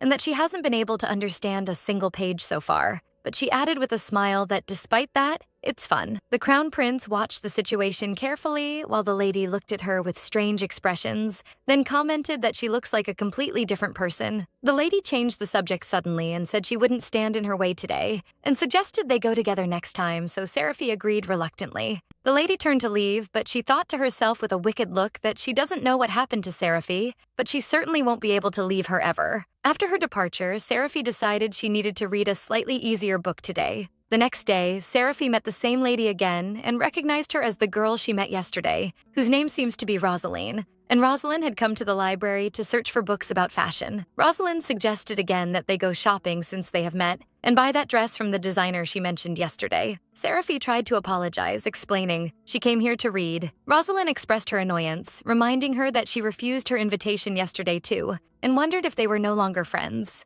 Seraphie denied that strongly, and tried to clarify the matter that she really wanted to read. But Rosalind thought to herself that she knew she would never give up on her. Rosalind showed her happiness and invited her to join her today, so Seraphie agreed reluctantly. Rosalind pulled her with her enthusiastically, and Seraphie felt she had been swept away in her fast pace. While they were walking, Seraphie decided she would read the book tomorrow. Rosalind thought to herself sarcastically that Seraphie is truly a fool, and that she has fallen into her grip completely. But Seraphie felt that something was strange, for Rosalind said they would go to see the dresses. And when they arrived, another lady welcomed them, and Rosalind told her she heard that the new collection had been released, so she came to see it. Seraphie guessed that the original Seraphie character must have come here often, but she added to herself that that character wasn't normal anyway. The lady showed them this season's new collection, which consisted of a hat and clothes of strange design, which aroused Seraphie's extreme surprise. Seraphie suddenly remembered the ridiculous dresses that the original character possessed, and wondered if she had bought them all from this place, for they were strange dresses to the point it's difficult to distinguish them from pieces of worn-out cloth. Rosalind asked her opinion on the new collection,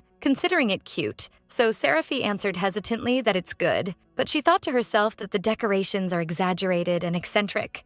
Rosalind suggested she try on one of the dresses because it would look suitable for her, but Seraphie refused gently, and Rosalind insisted that she try them. The shop owner joined them and offered Seraphie another dress, asserting it would be great on her, but Seraphie tried to evade. Seraphie announced loudly that she has a lot of dresses at home and she is fine, in her attempt to end the situation. Both Rosalind and the shop owner laughed, considering she was joking, but Seraphie asserted that she wasn't joking at all. Seraphie had to invent another excuse, so she claimed she had exhausted all her allowance and would return to buy another time, which aroused their extreme surprise, and made Seraphie think that these people are surprised by everything normal, she says. Rosalind asked her if she didn't have money, so Seraphie answered that her father told her he would kick her out if she spent money as she pleased, which made Rosalind comment with surprise that she didn't expect the Duke to say that. Rosalind mocked Seraphie indirectly, but Seraphie thought that it's strange that her friends are eccentric like her, and that Rosalind's taste in clothes is very strange. Rosalind tried on one of the strange hats and asked Seraphie her opinion, so Seraphie likened her and herself to a peacock. The shop owner praised Rosalind's taste, who decided to buy the hat. And Rosalind continued choosing more clothes and thanked the shop owner for her help. After finishing shopping, the shop owner bid them farewell warmly, looking forward to their next visit. Seraphie told Rosalind she would return home, but Rosalind asked her to wait for a moment, which aroused Seraphie's resentment. Rosalind surprised her by presenting a gift to her, saying she chose it for her. Rosalind explained she couldn't buy any souvenirs from her trip and asked her to be satisfied with this gift as an alternative. Seraphie realized this was the reason Rosalind insisted on inviting her to shop, for she was feeling bad because she didn't bring her a gift. Seraphie was in confusion. She appreciated this gesture, but she couldn't accept the dress she saw earlier and wondered what she should do in such a situation. Rosalind asked her in a sad tone if her gift was annoying to her. Seraphie recalled painful memories from her previous life, where she always felt she was the only one who cared for others, and how some accused her that she has no feelings and that no one loves her. She realized she was indeed indifferent to others. Seraphi decided she must express her feelings in words so they reached the other person, so she apologized to Rosalind, saying she didn't mean to hurt her. She thanked Rosalind for her gift and promised her she would cherish it, which made Rosalind very happy, who told her she would have been frustrated if she didn't accept it. Rosalind asked her opinion on the gift, so Seraphi thought that she wouldn't wear the dress anyway, but she answered her with some hesitation that she thanks her, and she is right. So Rosalind showed her happiness that the design had won her admiration, while Seraphi was sure that this whole matter was a trap. Rosalind noticed that Seraphi hadn't been putting on makeup lately, and asked her if she had forgotten how to put it on, and offered to put it on her herself. She invited her enthusiastically to go to her house. The request to go now surprised her, and she felt shock. Seraphi began feeling dizzy and tired, and thought she might collapse if the matter continued in this way, and that she needs to return home and rest. She apologized to Rosalind and told her she would return now, so Rosalind showed her disappointment, but she understood the matter as long as she was tired. Seraphi thanked Rosalind, and the latter suggested they play until morning next time. The last words gave Seraphi chills and exhaustion just thinking about them. After returning to the palace, she fell to the ground from sheer exhaustion, whispering that she could no longer even stand. Rosalind's wicked words echoed in her mind as she imagined her inviting her to play until morning, making her scream, asking her to stop. Meanwhile, in the library, Rosalind was wandering among the books, feeling bored, wondering when Seraphi would come and what they could do for fun today. Suddenly, she felt someone nearby, but she saw no one, so she guessed she was imagining things. While Seraphi was hiding behind one of the shelves, feeling she had miraculously survived and deciding she had to get out of there immediately. Later, the Crown Prince was walking in one of the corridors, and one of his guards asked him if he was going to the library again today. The guards commented that the Crown Prince was a truly amazing person. They had known him since he was a child and had never seen him slack off from his work even for a single day. The Crown Prince arrived at his destination feeling exhausted, wishing he could take a nap like someone he knew. While he heard the soldiers whispering about his physical strength and envying him, he thought that if he could, he would lie down on the ground right now, just like Seraphi, who was sprawled out there. He approached her and asked what she was doing there, and she was startled and called him by his title in shock. Seraphi began to explain the situation to him in great confusion, clarifying that she went to the library and found Rosalind waiting for her. And when she tried to escape, she thought Rosalind might see her, so she ended up crawling on the ground. The Crown Prince looked at her, thinking that she possessed a true talent for provoking people's anger in new ways every day. He told her that he was about to head to the library himself, and she replied that this was good for him. He wondered if that was all, and she asked him if there was something else. He told her that he couldn't help but feel sorry for her as she crawled on the cold floor, and offered to help her just this once, but she politely refused his request. The Crown Prince offered to bring her the book she wanted, but she told him that it was fine and that she had already gotten used to this place. So the Crown Prince wondered in amazement how she adapted so quickly, and she asked him to take care of himself anyway. He was shocked by her reply. Her words puzzled him. He had gone out of his way to be kind to her, but she rejected him while lying on the ground, then told him to take care of himself. How did she dare do that? He thought angrily that this was the height of insolence and wondered if a charge of insult should be brought against her. Anger possessed him as he thought that until recently she was following him everywhere, so why was she suddenly treating him as if she hated him? He recalled past situations when she would ask him why he didn't eat the cookies she prepared, and he would answer that he didn't want them. And when she would ask him why he always treated her like someone he hated, he would answer frankly because he actually hated her. He felt he was in no position to say anything about the matter. In another situation, Rosalind surprised him with her appearance, saying what a coincidence it was to meet him in such a place, and offered him some cookies she had baked. And she offered for him to have some if he liked. Later, one of the soldiers was eating cookies happily and told his comrade that the Crown Prince gave them to him suddenly when he said he was hungry. The soldier was starving and felt dizzy. His comrade told him to stop the silly joking and eat the cookies, for the Crown Prince was busy now. But one of the soldiers spat out the cookies in disgust, wondering what this disgusting thing was, while Seraphi watched the situation from a distance. The soldier commented that he had fallen into the Crown Prince's trap and wondered what he did to make him hate him so much. The soldier realized that the Crown Prince might have learned that he was the one who sent the happiness letter. Suddenly, the Crown Prince appeared behind Seraphi, realizing that this was the soldier's doing, which aroused her confusion. And he told her that he didn't know about the matter before, and therefore he had besieged Demian, and that he would apologize to him later. Seraphi turned to him, wondering what he would do with the boy who sent the letter and what he would do about him. He answered with sarcastic coldness that he was thinking of cutting off his head, so she froze in her place from the horror of the words. But he soon laughed, saying he was only joking. Seraphi felt terrified, thinking it was truly scary when it comes from someone capable of actually doing it, even if it was just a joke. The Crown Prince sat beside her and told her he would tell her something interesting because he had frightened her, and asked her if she knew that this place where they are sitting cannot be seen from the library, which surprised her. Then he presented her with the book she wanted to read, and she asked him in wonder how he knew that. He answered that she was repeating all the time that she wanted to learn cooking magic, and that of course he would know, for there is nothing in Destian hidden from him. Seraphi wondered to herself if she should take the book from him. The Crown Prince ordered her to take it, but she refused, saying she was fine. So he insisted, asking for the reason. She shouted in his face that she was trying to maintain a distance between them, and that staying with her was dangerous. She continued that this was for his own protection, begging him to understand, but he described her words as terrible and demanded she explain herself. Seraphi began to explain while feeling embarrassed. She told him that the elf told her that if she stayed by his side, his feelings would become unstable and he would turn into a ticking time bomb that could explode at any moment. He replied, wondering if that elf was the one who told her to stay away from him, and she answered in the affirmative. He shouted in her face angrily, asking her to compose herself and not let a child's words affect her like that. She told him that elves have sharp instincts and can read human feelings, and that the elf said his feelings only become unstable when she is near him. He replied angrily, asserting that he knew that. He explained to her that they were in a dangerous forest where anything could happen, and she was the only civilian there, and that it was strange for him not to be tense about her. She apologized to him, saying she didn't know he thought that way, and that she truly thought he hated her. He advised her not to misunderstand, and that he is committed to his position as a prince, and regardless of his personal feelings, protecting people is his duty. He added that he possesses power on a completely different level from ordinary citizens, and that the matter was nothing special for him, and he didn't do it out of affection for her, asking her not to misunderstand. She replied that she didn't. The Crown Prince thought angrily that that elf was spreading ridiculous rumors, and that he must go to the forest now to discipline him, while Seraphi was in confusion, not knowing what to do. She wondered if this was the only magic book. She wished there were more books like this, for the more there were, the more useful they would be for study. But she realized that the problem was that she couldn't go to the library. She thought of a solution to this problem while looking at the Crown Prince.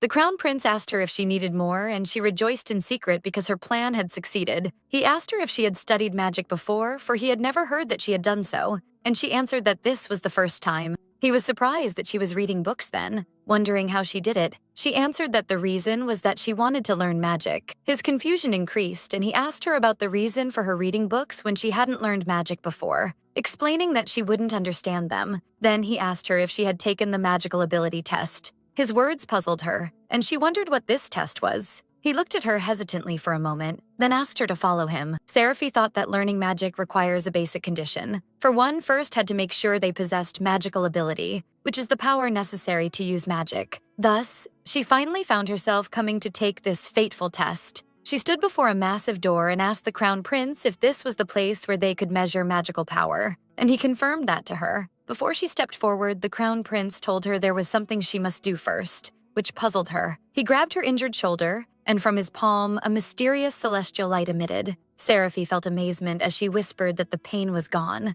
She asked him in daze how he did that, and he answered that there was nothing special about it, and that once she learns magic, she will be able to do that too, which aroused her enthusiasm and desire to learn it soon. In short, Seraphi realized that he treated her shoulder so she could lift something, so she thought he did it for that purpose. But he told her there was no need for thanks. The Crown Prince pointed to an ordinary-looking stone and explained to her that the test was simple. All she had to do was hold it, for it is a stone that becomes lighter the stronger the magical power of its holder. And he warned her against underestimating it, for people with weak magical power cannot even lift it, and one might get hurt if they take it lightly. Seraphi extended her hand toward the stone, but she lifted it with total ease with one hand, which struck both Seraphi and the Crown Prince with daze alike. She wondered if this was the right stone, for she felt it was just an ordinary stone. But the Crown Prince assured her that this stone had never left this hall. The Crown Prince recalled in his memory how the elf's magic did not affect her the previous time, and a staggering possibility crossed his mind. Seraphi called his name while looking at the stone in confusion. The Crown Prince told her that perhaps they should perform some other tests. She looked at him in total confusion, not understanding what was going on. Seraphi suddenly found herself surrounded by a large group of wizards wearing strange robes, while the crown prince stood beside her. One of them wondered why they were all summoned. The wizards looked as if they hadn't seen sunlight for a long time. One of them grumbled about the intensity of the light, and another wondered how long he had spent in his laboratory.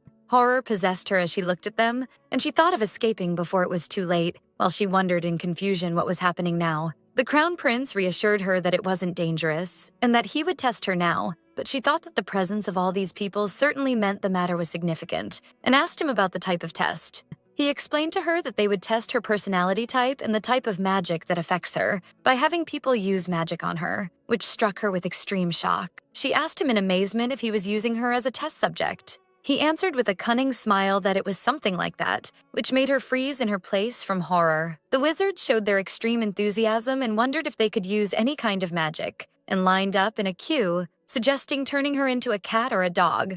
They were interrupted by one of the senior wizards, who asked the old wizard if he wanted to test whether her ability could be neutralized, and wondered about the source of this magic and what the goal of this test was. The old wizard answered that he didn't know. His answer aroused the resentment of the wizard, who wondered if they should conduct more research on magic neutralization techniques, and if the defensive magic they created wasn't enough, and reminded him that he had praised them when they announced its update the previous day. The wizard shouted in the face of his colleagues, who asked him what was happening, saying that he didn't know either, and that they should ask the crown prince themselves if they were curious. The crown prince addressed the wizards, explaining that their cooperation would help him a lot, and that he was researching magic and wanted the senior wizards to test it, and promised them a suitable reward. The crown prince's words impressed and touched the wizards. They enthusiastically announced that they would do their best for the crown prince, and would pour all their energy into this matter, and that it was time to show their true abilities. One of the wizards stepped toward Seraphi and announced it was time to start. One of the wizards began casting a spell aimed at lengthening Seraphi's hair, but nothing happened at all. Another wizard tried a spell to turn her into a cat, but once again,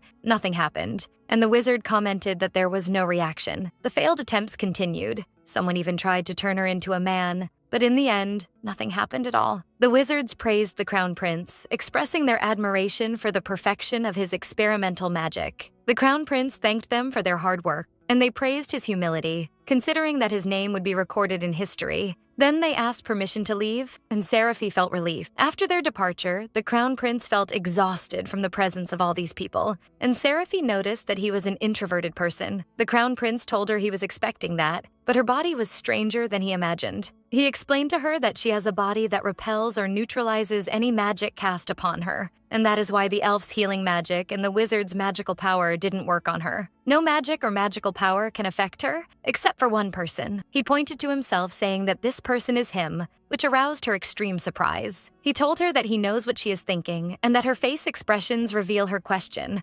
why? And that they are having a real conversation now. He admitted that, frankly, he doesn't know the reason either, but the indisputable fact is that only his magic was able to affect her. Seraphi wondered to herself if the matter was complicated because she was inhabiting another body, or if the original Seraphi's obsessive love had developed her body so that it only accepts Raven. Her thoughts were interrupted by the realization that this isn't important now, and she wondered anxiously if this means she cannot learn magic. The crown prince told her that it's different. Her not being affected by others' magic has nothing to do with her using her own magic. This, of course, assuming she possesses magical power. Seraphi was surprised, pointing out that she was able to use the teleportation magic created by someone else. He explained to her that this is a type of magic that links places and moves the person between them, and that it most likely works because it doesn't involve the flow of magic into the person's body and affecting it. She held the book and wondered if she could then find the magic in this book. The crown prince mocked her, likening it to a child who doesn't even know how to hold a pen and tries to write a novel. She apologized to him, saying she only wanted to learn quickly. Rosalind was watching the situation from a distance with an angry look. The crown prince told her that if she wanted to learn magic to this extent, he would teach her himself, and ordered her to come to his office during break starting tomorrow. In his office later, the crown prince was examining the magic book and thought that it was very difficult for someone who knows nothing to read. He decided that if she faced difficulty, there would be no problem in adjusting the difficulty level to about this extent. Suddenly, he heard someone tapping on the door and permitted them to enter. Rosalind entered, asking him what they should do. The crown prince rose from his seat suddenly and asked what was happening. Rosalind was grumbling that Seraphi wouldn't play with her. The Crown Prince asked her to leave because he was busy, but she begged him to listen to her. Elsewhere, Seraphi was walking, thinking that she wondered if things were all right like this. It's wonderful that Raven became kinder,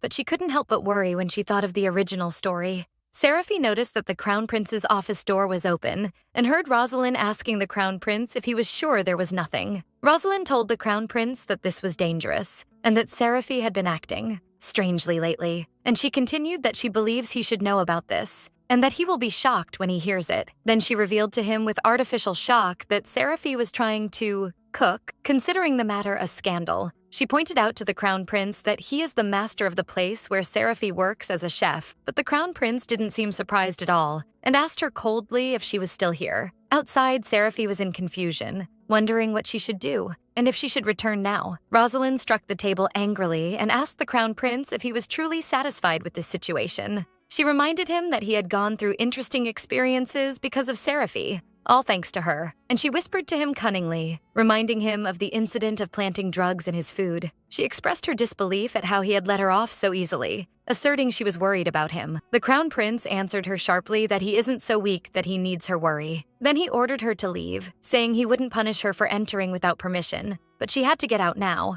Rosalind commented that that woman's matter is truly tragic, and she explained that she was talking about Mariette, who did nothing but have tea with him, but Seraphi killed her because of that. Seraphi recalled her maid's talk who told her that that lady was so famous that there wasn't a single person in the country who didn't know her. And Seraphi wondered if there was another person as crazy as the original Seraphi. The maid told her that that lady planted a stimulant in the Crown Prince's food and tried to sneak into his bedroom that night, but was caught and driven out, and reminded her that she was very angry at that time and described her deed as a crime, and that they found difficulty in preventing her from going to kill her. So Seraphi wondered if she wasn't the one who snuck into the bedroom. The maid continued that that woman, after being rejected, committed suicide by drinking poison directly in front of the Crown Prince, considering that she was on a completely different level of madness. Seraphi thought that the original Seraphi might have stalking tendencies, but she wouldn't have gone as far as putting a stimulant in his food or committing suicide before him, and asked her maid about that woman's name.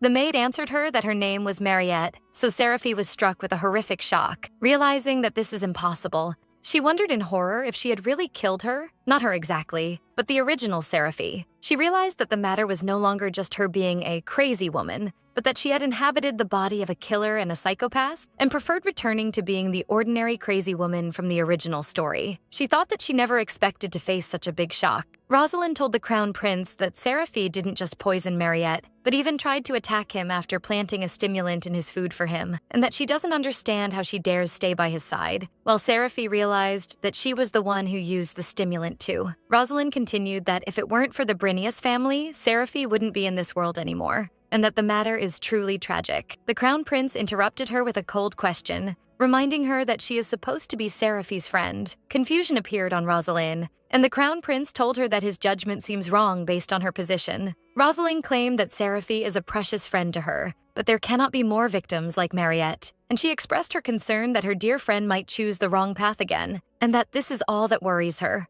The Crown Prince looked at Rosalind with coldness and disgust. He thought that talking to this woman gives him chills for some reason. The Crown Prince commented sarcastically that she is still interested in others' affairs, as is her habit, and she replied that the reason is that she is kind-hearted by nature. The Crown Prince smiled a sarcastic smile and said he had forgotten this matter, and that thanks to her he had remembered many things he had forgotten, and that she might be useful to him. Rosalind showed her happiness that she was of use, and the Crown Prince thanked her for that. He told her that he has many governance affairs he must attend to, and he cannot waste more time, and promised her he would make sure to reward her as she deserves later, and that a lady considerate of others' feelings like her would certainly understand. Rosalind apologized for taking from his precious time while he was busy and asked permission to leave. As she was leaving, she met Vice Commander Demian. She looked at him with admiration, thinking that he is very handsome, but it's a pity he is just a subordinate of the Crown Prince. After she left, Demian asked Seraphi if she was all right. She answered in confusion that she heard everything, so he asked her if she meant. So she replied that she was talking about the fact that she is a killer, a psychopath, and a predator, and asked Demian in confusion if he already knew about the matter. But before he answered in the affirmative, she interrupted him, saying that makes things easier then.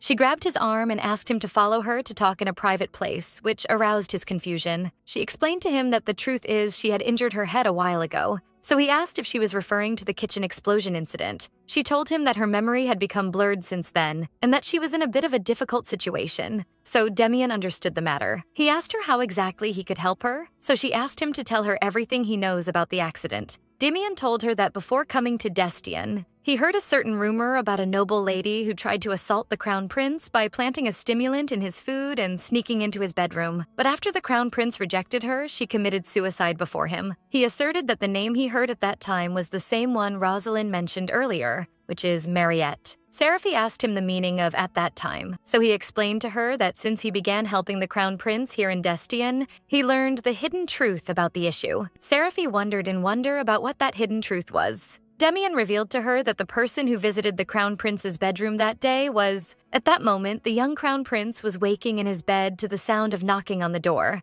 and asked about the knocker's identity, but was surprised by someone's presence before him. He asked the servants who entered suddenly about the meaning of this, and about the reason for their coming in the middle of the night, and directed his question to one of the maids who was tasting the food for him. The maid knelt before him, feeling relief for his safety. The crown prince wondered in shock about a stimulant being in the food he ate. One of the maids told him she was worried that something might have happened to him, but seeing him perfectly safe relieves her mind, for she thought something irreversible had happened. The maid commented that because of the crown prince's refusal to taste the food to detect toxins, such situations happen. The crown prince wondered coldly what worries the servants to this extent, reminding them that he had defeated a dragon. So did they forget that? One of the maids told him they shouldn't underestimate this matter, and continued with concern that the slightest problem might cost them their heads. The maid realized she had overstepped her bounds, so she bowed to him, apologizing profusely. She asked him for pardon and forgiveness. The crown prince told her he wasn't angry, and asked her to lift her head, wondering if he had punished any of them before. He reassured her that no one else knows of this incident and that he won't tell anyone, so there's no need to worry. The maid thanked him profusely, but he told her he was the one who should apologize,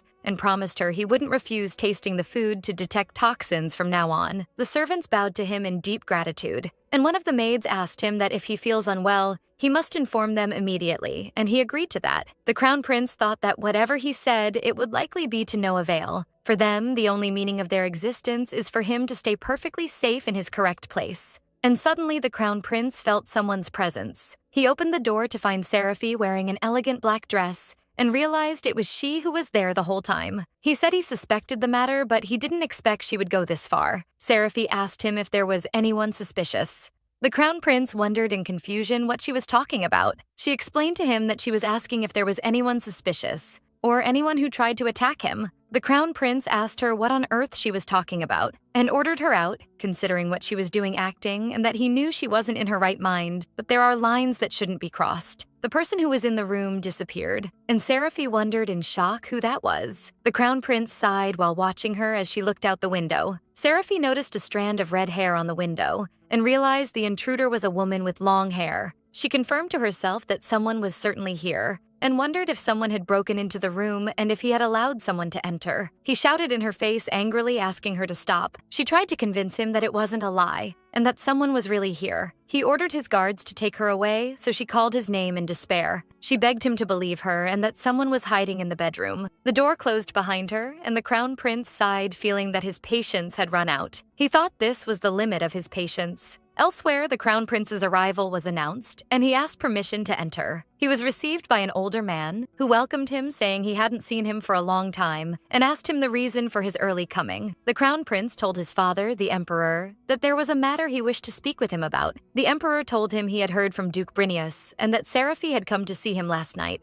The emperor asked him with a cunning smile what happened, and if they spent the night together, so the crown prince denounced the question, saying he pays no attention to Seraphi at all. The emperor reminded him that the duke suggested they get married, and that this would be a happy occasion. The crown prince insisted he was uninterested in her, and that he believed he had told him so many times before. The emperor criticized him for pushing her away always, and asked him why he wasn't kind to her as they were in their childhood. The emperor continued that the Brinius family is one of the most prestigious noble families in the country, and that he should be happy that a daughter from this family loves him. But the crown prince interrupted him to tell him that Seraphi had planted a stimulant in his food. Silence prevailed for moments. The emperor wondered mockingly if he was suggesting arresting the daughter of the Brinius family, and the crown prince called him angrily. The duke's arrival was announced, so the emperor commented coldly that they had finally arrived and that they were slow in moving. The emperor told the crown prince that he could return now, and before the emperor left, the crown prince stopped him and shouted at him angrily, telling him he cares about dealing with nobles more than his interest in his son. The emperor replied that he knows how the economy of this country works.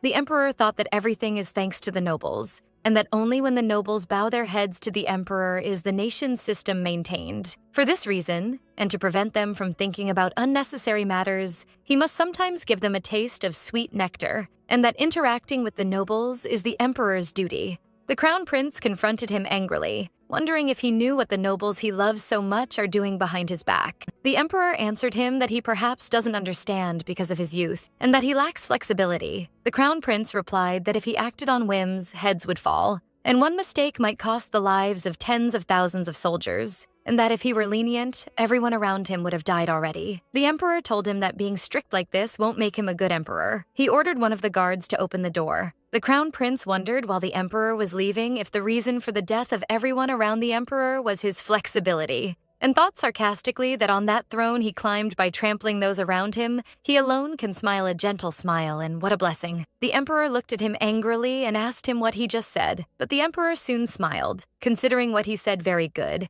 and that it seems he has acquired another necessary trait to be an emperor, and that this relieves him. The emperor left, while the crown prince was thinking about what he expected from his father. A few days later, the crown prince was in his office feeling tired, but he noticed he felt a strange clarity of mind. He recalled the memory of Seraphi presenting him with cookies, and how he asked her to stay away from him. He realized that peace is kept because Seraphi is not here. He thought she represents an annoyance to society, and that he wants to get rid of her, but wondered if there was any way for that, then permitted someone to enter. The maid told him of Miss Mariette's arrival. The crown prince realized he had forgotten, for today was the appointment, and agreed to meet her. The maids were watching the crown prince as he walked away, and they noticed his mood seemed unusually good, and they agreed among themselves on that. The crown prince felt someone's gaze staring at him, which aroused his confusion. The maids engaged in a whispered conversation where one wondered if this was the first time the crown prince had tea alone with a lady, while another expressed her curiosity about the nature of his relationship with Miss Mariette. For the third to guess they might have a special relationship, their speculations continued, so they expected Mariette might confess her feelings,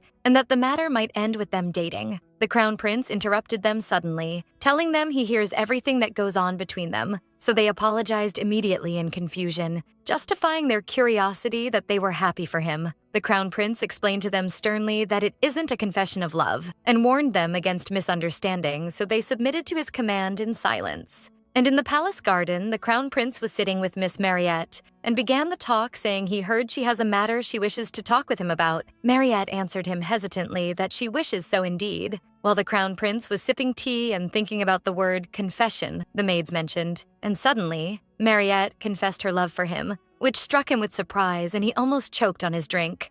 She corrected her words quickly, asserting that he doesn't have to reciprocate the feelings, and that just seeing him makes her happy. The crown prince appeared touched by her words, while she continued her talk that the happiness of the one you love is her happiness too, and finished her confession asserting she believes that with all her heart. The crown prince couldn't help himself and released a low laugh, so Mariette asked him if he was mocking her, but he assured her he certainly doesn't do that. Mariette took a sip of tea while she was in confusion. The crown prince told her that this was the first time he received such a sudden confession. Then he praised her with a smile, describing her as a pure and warm-hearted personality. Then he noticed Mariette's distraction, so he asked her if something was wrong, while he was thinking that perhaps he had overlaughed. He offered her a formal apology, and explained to her that the reason for his laugh wasn't mocking her feelings at all. And in a moment, his features changed to a dark look, for Mariette to fall suddenly on the ground, and he asks help from the servants. The maids rushed to her, while the crown prince ordered them in a sharp tone to summon a doctor immediately. One of the maids called him with concern, and meanwhile, Seraphi was hiding among the bushes and watching the scene in shock. The crown prince turned with extreme anger toward her hiding place while shouting threateningly. Seraphi was struck with terror while muttering denying her involvement in the matter. Seraphi recalled in her mind the scene of Mariette adding a mysterious powder to the teapot. Seraphi realized the horrific truth and confirmed that Mariette was the one who planted the stimulant in the tea, and thinks with concern about what she should do and whether to spill the tea and leave. But soon a wicked smile was drawn on Seraphi's face, and she decided she needed a real and suitable revenge. Seraphi used stones to distract Mariette away from the table. Mariette moved in the direction of the sound, believing that the crown prince had finally arrived. Then Mariette heard another sound in the direction of the garden entrance, so she headed toward it. And at the entrance, she was stopped by one of the maids who offered her help, but Mariette seemed confused and hesitant to answer. Mariette asked the maid with concern about the time of the crown prince's arrival, so the latter answered her that she believes he will arrive soon. While Seraphi was switching the cup, Mariette thanked the maid and decided to return to the table until the crown prince comes. Mariette returned to the tea table in the garden and noticed that something seemed different from what it was before, which aroused her confusion. And meanwhile, Seraphi was watching her from afar while wondering with concern if Mariette had discovered what she did. Mariette tried to hide her tension by pretending to be calm and contemplating the beauty of the flowers, commenting that her nerves had calmed a little. But Seraphi had resolved to expose her before Raven and tell him she planted a stimulant in his drink to embarrass her. But what happened was shocking to everyone, for Mariette fell suddenly, and the crown prince shouted asking for help and ordered everyone to summon a doctor immediately, while Seraphi stood in a state of daze, not grasping what happened. The crown prince flew into a rage while directing his sharp gazes toward Seraphi, threatening her. Seraphi told the crown prince that she found last night a strand of hair in his bedroom and that it was the same color as Mariette's hair. Seraphi was struck with panic, for she remembered she tried to tell him of someone's presence in his room, but he didn't believe her then. Seraphi continued explaining the situation to the crown prince, clarifying that she was worried about their meeting alone, so she came to check on them and saw Mariette planting something in his cup, and added she thought it was a stimulant again. So anger possessed her, and she switched the two cups to make Mariette feel shame. Then she revealed to him the shocking truth, which is that Mariette had put poison in his cup. And while the crown prince was in a state of shock, one of his assistants stepped toward him. The assistant informed the crown prince that the investigations revealed the presence of the same poisonous compound found in the teacup on Mariette's dress too, and therefore the incident was considered a suicide. But the crown prince refused this conclusion, a categorical refusal, for he believed in the bottom of his heart that Mariette would never kill herself, and was perfectly certain she had been killed. And in the present, Demian explained to Seraphi that in actual fact, the investigations showed no categorical evidence proving she was the one who put the poison, and added that in light of these circumstances, accusing the daughter of the prestigious Brinius family was a very difficult decision, even for the crown prince. And for this reason, the final conclusion reached was that Mariette had ended her life herself. Seraphi commented that the crown prince, despite that, must have suspected her until the end. Doubt possessed her, and she wondered to herself if she really killed her. She asked Demian for his opinion, and he answered her that he doesn't know the truth, but he doesn't believe she is the doer. And when she asked him about the reason for his belief he answered simply, "It's just a feeling he has." Seraphi looked at him with amazement, for she didn't expect anyone to trust her, then thanked him for his words. Later, while Seraphi was sitting absent-minded, her maid Emily noticed that a matter was occupying her mind. Seraphi was holding the pink hair strand and told her maid she doesn't remember anything about it and that she is in confusion and doesn't know whom she should ask regarding it. Emily initiated her with a bright smile and suggested she ask her. Seraphi asked her maid if she knew anything regarding the pink lock of hair. The maid advised her to think carefully, pointing out that there might be someone else who possesses the same hair color. The image of a young lady with pink hair flashed in Seraphi's mind, and she wondered if it was Rosalind. Seraphi recalled a previous memory when Rosalind whispered to her that the crown prince was meeting his lover secretly in his bedroom that night, urging her to go and discover the matter for herself. Seraphi initially rejected the idea, considering it impossible.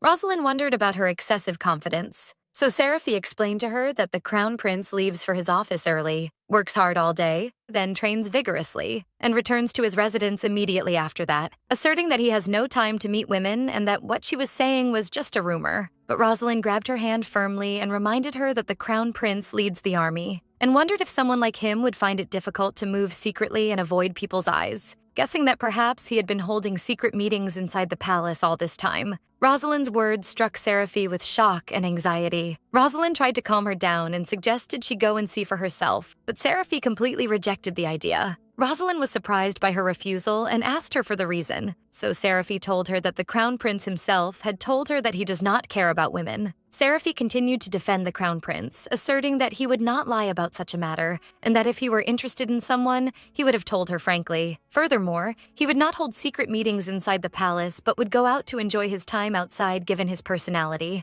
Anxiety was evident on Rosalind, while Seraphi confronted her, wondering if she had lied to her. Rosalind became confused, but Seraphi followed up that there was only one conclusion if that were the case. Seraphi realized that there was someone targeting the Crown Prince and trying to sneak into his bedroom, and she resolved that she must protect him. In the present, the maid told her mistress that she had tried to stop her that day, but she did not listen to her, and in the end, she snuck into the Crown Prince's bedroom and claimed she found the lock of hair there. The maid added that the next day when Rosalind came to visit her, she was acting strangely. She mentioned that when her mistress went out for a few moments, Rosalind was searching everywhere in the room, guessing that she must have been looking for the lock of hair. Seraphi understood the matter, but she reassured her maid that there was no need for concern. Seraphi recalled what happened a short while ago when she entered her room to find Rosalind there, searching for something. Rosalind claimed confusedly that she was looking for a hairpin she had dropped, but Seraphi told her that it didn't seem to be here. So Rosalind added that she had just bought it. Seraphi asked her about its design and offered to bring it to her if she found it, but Rosalind refused and asked her to keep it for herself, then suddenly fell onto the bed. Seraphi asked her with concern if she was okay,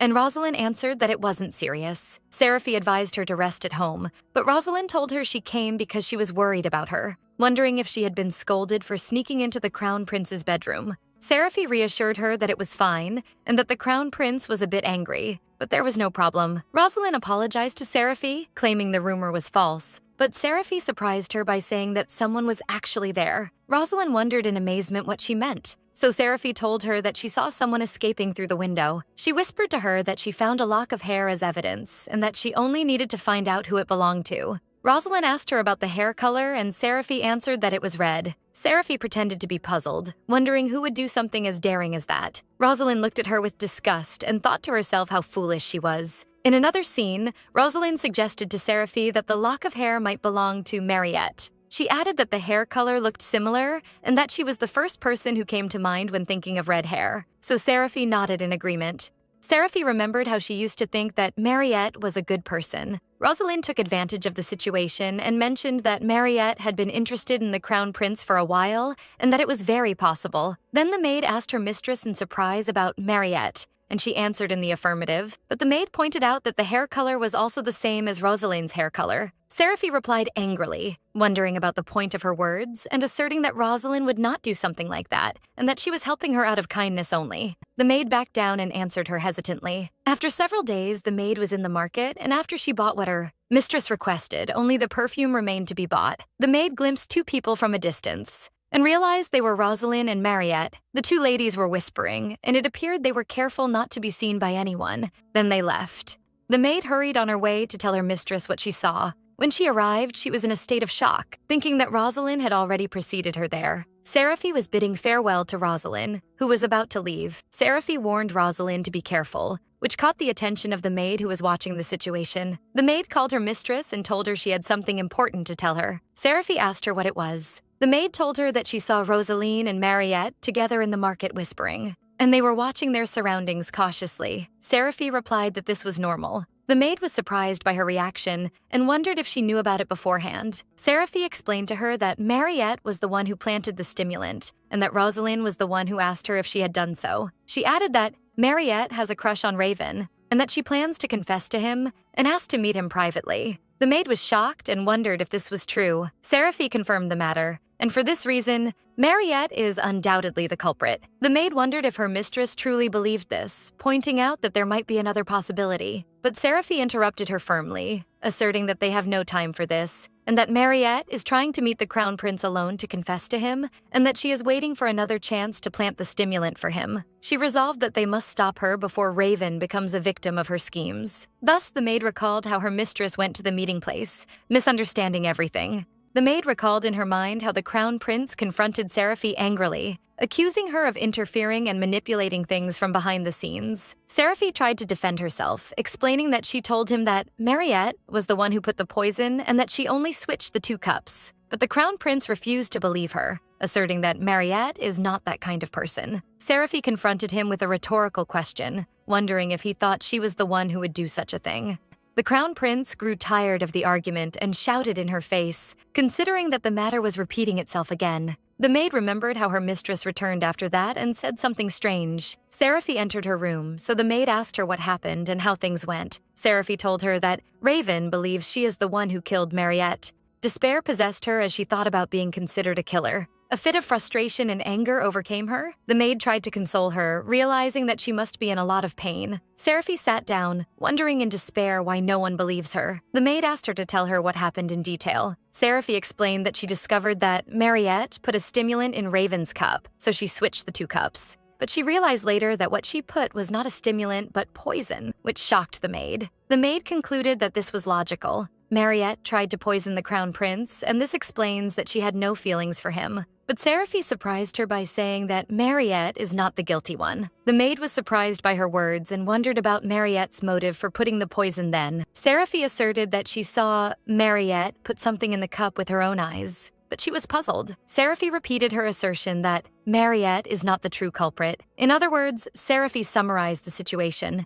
explaining that Mariette wanted to meet the Crown Prince to confess to him, and that she, Seraphi, witnessed Mariette putting something in the cup and switched them, and that what was in the cup was poison that led to Mariette's death. Seraphi wondered how the Crown Prince and Seraphi, who were present, asserted that Mariette was not the culprit, and the maid answered in the affirmative. Confusion took hold of Seraphi as she wondered what actually happened that day. At another time, the maids were talking about the upcoming fireworks festival, and one of them asked the other if she had someone to go with on a date, but the other refused to answer. Meanwhile, Seraphi entered and greeted them, so one of the maids asked her if her preparations for the festival were going well. While Seraphi was walking away, she remembered the maid's words that she saw Rosaline and Mariette whispering together. Seraphi resolved that she first needed to find out what was said in the conversation between Rosaline and Mariette, and decided to ask Rosaline directly. But the maid returned to tell her that Rosaline had left early that morning. Seraphi decided then to go to the Imperial Palace, for she needed to ask Crown Prince Raven about what happened on that ill-fated day. Upon her arrival, she was certain that he had no engagements that day.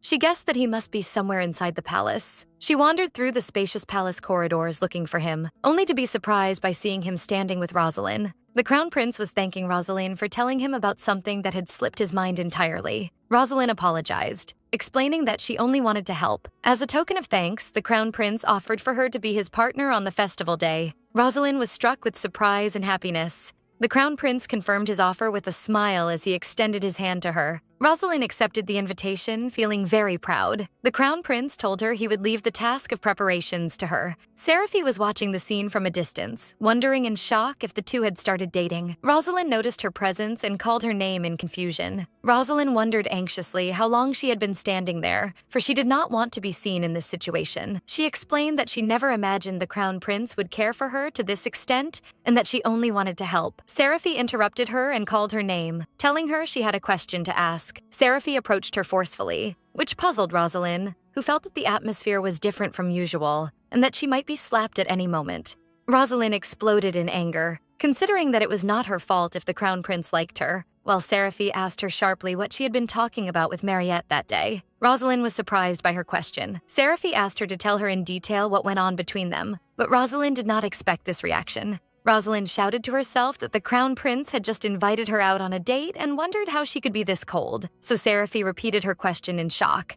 Rosaline claimed she told her everything at the time, that Mariette had a crush on the Crown Prince and asked her to arrange a meeting for them, and that she had merely conveyed the message. Seraphi asked her if that was all, and if there were any other details, no matter how small. Rosaline denied that, then changed the subject, wondering if this was all that occupied her mind in this situation. Seraphi remembered the date and told her that it was great she was going on a date. She congratulated her with a smile and thought that this matter was suitable for her, as she would get rid of two annoying people at once. Seraphi told Rosaline she had one last question to ask, and that it was an important matter for her. Then she asked her directly if it was true that Mariette had a crush on Crown Prince Raven. Rosaline was struck with surprise and confusion by the sudden question, while Seraphi watched her with a sharp gaze, making Rosaline wonder how much she knew of the truth. Elsewhere, while Demian was training, Seraphi suddenly interrupted him. She sat beside him and asked if he could tell her more details about the tea meeting that brought the Crown Prince and Mariette together. Demian told her that he didn't know much, but Mariette herself said she had no feelings for the Crown Prince, and when Seraphi asked him if he had asked her why she said that, he answered in the negative. Seraphi explained to him that on that day, he and the Crown Prince said the same thing. Seraphi concluded that Mariette did not love the Crown Prince, but at the same time, she was not the one who put the poison. Confusion took hold of her as she wondered what actually happened that day, and why both the original Seraphi and the Crown Prince said that Mariette did not love him. She also wondered about the reason for Mariette putting the poison in the Crown Prince's cup. Most importantly, why they didn't believe she was the culprit. She felt very frustrated and wanted to ask the Crown Prince himself. At that moment, the Crown Prince suddenly appeared and asked her what she was doing. He approached them and asked curiously what they were whispering about. Seraphi was surprised by his calmness, for she expected him to distance himself from her after learning of her past from Rosalind. She hesitated to ask him, fearing she would stir old memories and provoke him, and thought it was better to walk away quietly. But Demian surprised her by asking the Crown Prince directly about what happened on the day he had tea with Mariette. The Crown Prince told him that Seraphi was there too, so she confirmed that. Demian intervened, explaining to the Crown Prince that Seraphi had not fully recovered her memory after the explosion incident, and asked him to tell them what happened. The Crown Prince began to narrate the events, explaining that Rosalind came to him one day and asked him to tell her that Mariette wanted to meet him privately. He added that he refused at first, but she tried to persuade him with an interesting story, for she told him that meeting another woman might contribute to distancing him from Seraphi. Rosalind continued that Seraphi has a mindset weaker than Tofu, and that she wouldn't be able to bear it if he met another woman, which surprised Seraphi. The Crown Prince commented that the idea was somewhat new and that it was a method he hadn't tried before. Seraphi realized that the reason Rosalind told her about the meeting place was to defeat her mentally, and wondered if Rosalind was only pretending to be her friend to bully her. But Seraphi wondered why the Crown Prince, who hadn't said anything about Rosalind before, was telling her all this suddenly. The Crown Prince asked her if she had learned a new truth, so she answered in confusion. Then he surprised her with a direct question, wondering if she had an idea about who killed Mariette. Seraphi realized that the situation was very bad, for signs of confusion and extreme anxiety appeared on her. Horror took hold of her because she never expected the Crown Prince to ask her such a question, although she expected that something would happen. Meanwhile, the Crown Prince was thinking how Rosalind was such a wicked and scary woman, and admitted that he might have been in such a state of extreme shock then that he completely forgot about the matter, then directed his speech directly to Seraphi to ask her if what he believed was true. Seraphi felt extreme anxiety, for she realized she might have stirred a painful memory in him, so she tried to evade the answer, claiming that her memories of that time were not entirely clear. But he met her words with a faint smile, then placed his hand before her and offered to help her recover those memories. He told her she must feel some pain, and at that moment, a loud scream erupted while she was recalling painful memories of the past in the palace. She remembered back to a scene of a meeting that brought the Crown Prince and Mariette together in the garden, where he asked her if she had something she wished to tell him, so she answered hesitantly in the affirmative. While he was sipping his drink, he wondered to himself about the nature of this confession, for Mariette to surprise him with her explicit confession of her love for him. She explained to him that she was hiding this secret out of shyness,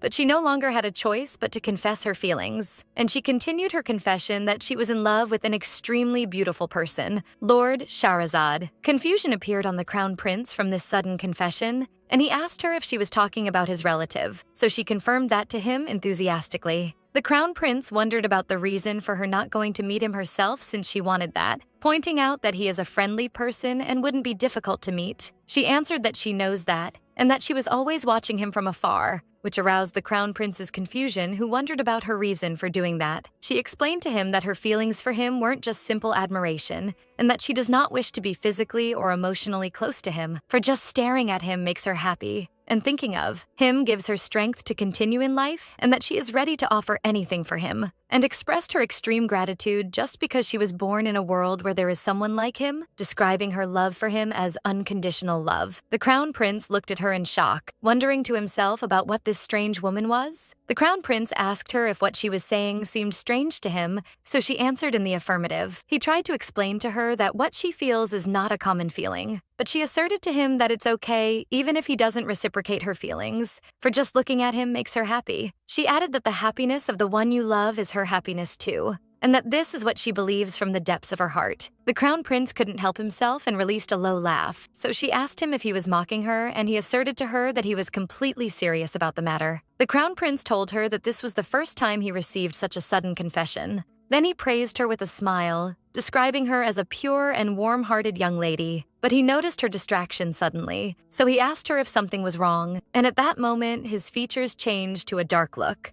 Mariette suddenly fell on the ground unconscious, so the Crown Prince shouted, asking for help, and ordered a doctor be summoned immediately. Seraphi concluded at that moment that the person Mariette loved was not the Crown Prince, but was Shahrazad. And the reason that made both the Crown Prince and the original Seraphi not mention this fact is another matter entirely. Seraphi thought to herself that the reason for them not revealing the truth is that Mariette herself told them that this is a secret she is ashamed to tell anyone. But this explanation stirred new questions in Seraphi's mind about Rosalind's role in the story, for she began to think about the nature of the conversation between Rosaline and Mariette, which eventually led to presenting Mariette to the Crown Prince. It was not logical for Seraphi for Mariette to use the Crown Prince as a means to meet Shahrazad. Rather, the opposite is what would have seemed more logical. Furthermore, Mariette did not wish to meet Shahrazad and talk to him directly because her love was not of this type, and Seraphi thought that she didn't know if this expression existed in this world. But Mariette considered Shahrazad as her idol or her favorite character,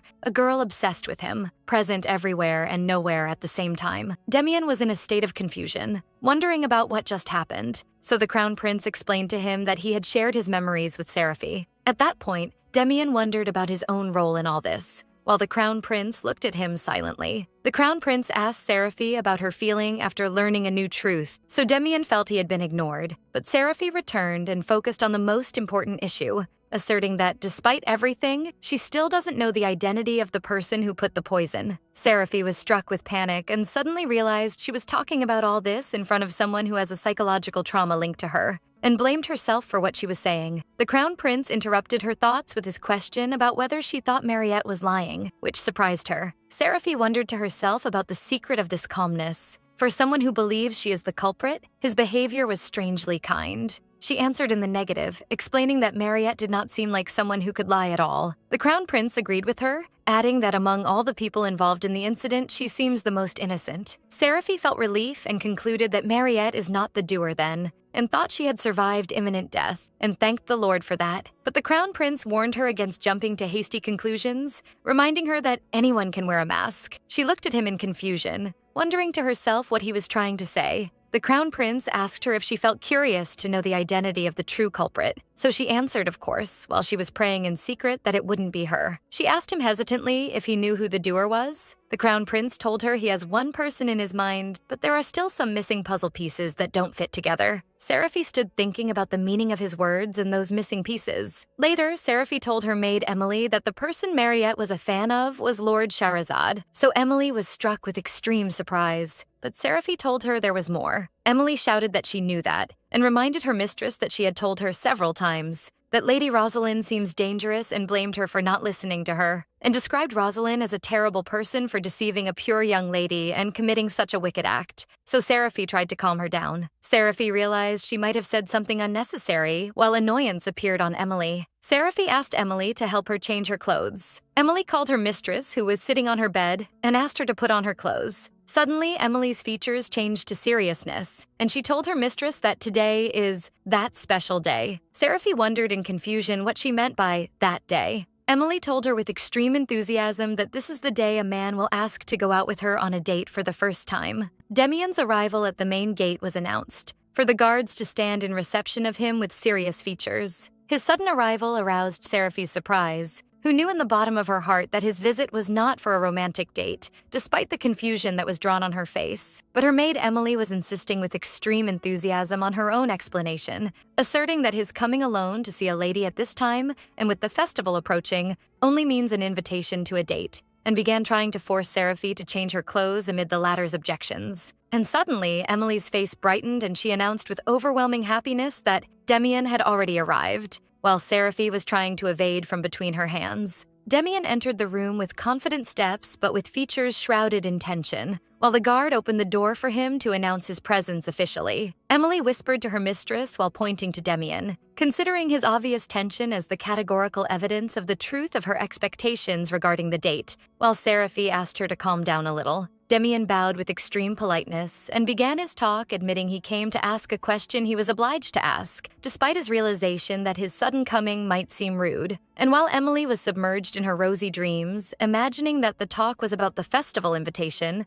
Seraphi asked Demian about the matter that occupied his mind. Demian surprised everyone with his unexpected request when he asked Seraphi if she could show him His Highness's memories she saw earlier, dissipating all romantic illusions. Emily's heart broke and the date dreams fell, while Seraphi looked at her with a meaningful gaze, as if reminding her she was right in her doubts from the beginning. Demian explained in a sad and serious tone that the Crown Prince did not share those memories with him, and thus he was forced to come to her to know the truth. Memory returned to a previous scene that brought them together with the Crown Prince, where Raven was talking about the missing puzzle pieces, pointing out that the picture will most likely be completed on the festival day. His words about the festival aroused the surprise of Demian and Seraphi, who were sitting with him, but he confirmed the matter with confidence. Then the Crown Prince ended the meeting coldly, telling them that this is all he needs, and permitting them to depart and return to their homes. At that point, Demian initiated by offering to escort Seraphi to her carriage, but the Crown Prince interrupted him sharply, wondering with disapproval if he possessed all this free time to do that, then directed his harsh speech to Seraphi, rebuking her for not knowing the way despite her working in the place, in a way that aroused her surprise and confusion. Seraphi tried to defend herself and justify her position, but he shouted in her face, refusing to hear any excuses, and ordered her to go to her carriage alone immediately. Seraphi sat stunned by his reaction, while Demian bowed, asking permission in embarrassment, and the Crown Prince turned away coldly, ignoring them. The impact was clear on Demian as he realized that the Crown Prince had intentionally hidden those memories from him, and perhaps was trying to distance him from something. Seraphi remembered that situation while thinking of the reason for her rebuke, to reach a submissive conviction that this is his usual nature and there is nothing new in the matter. And returning to their current session, Demian explained to Seraphi that in the end, he couldn't extract any additional information from the Crown Prince after that situation, while Emily was pouring tea in silence. Demian showed his concern, pointing out that the prince's anger at that time and the difficulty of approaching him make him wonder about the nature of the memories Seraphi saw and whether it is something he shouldn't know. Seraphi smiled bitterly while thinking of the prince's terrible personality, but she reassured Demian out loud that the matter is not as he thinks. She revealed the truth to him, saying that Lady Mariette had already confessed to the Crown Prince, but her confession was that she loves Lord Shahrazad, and not the prince, asserting that this is all there is to it. Demian submerged in thought as he absorbed that Mariette's feelings were directed towards someone else entirely, which changes the course of the investigation. Seraphi commented that this is what makes the matter stranger. If she loves Shahrazad, she had no motive to use the Crown Prince or seek Rosalind's help to arrange a meeting with him. The question marks around the case increased.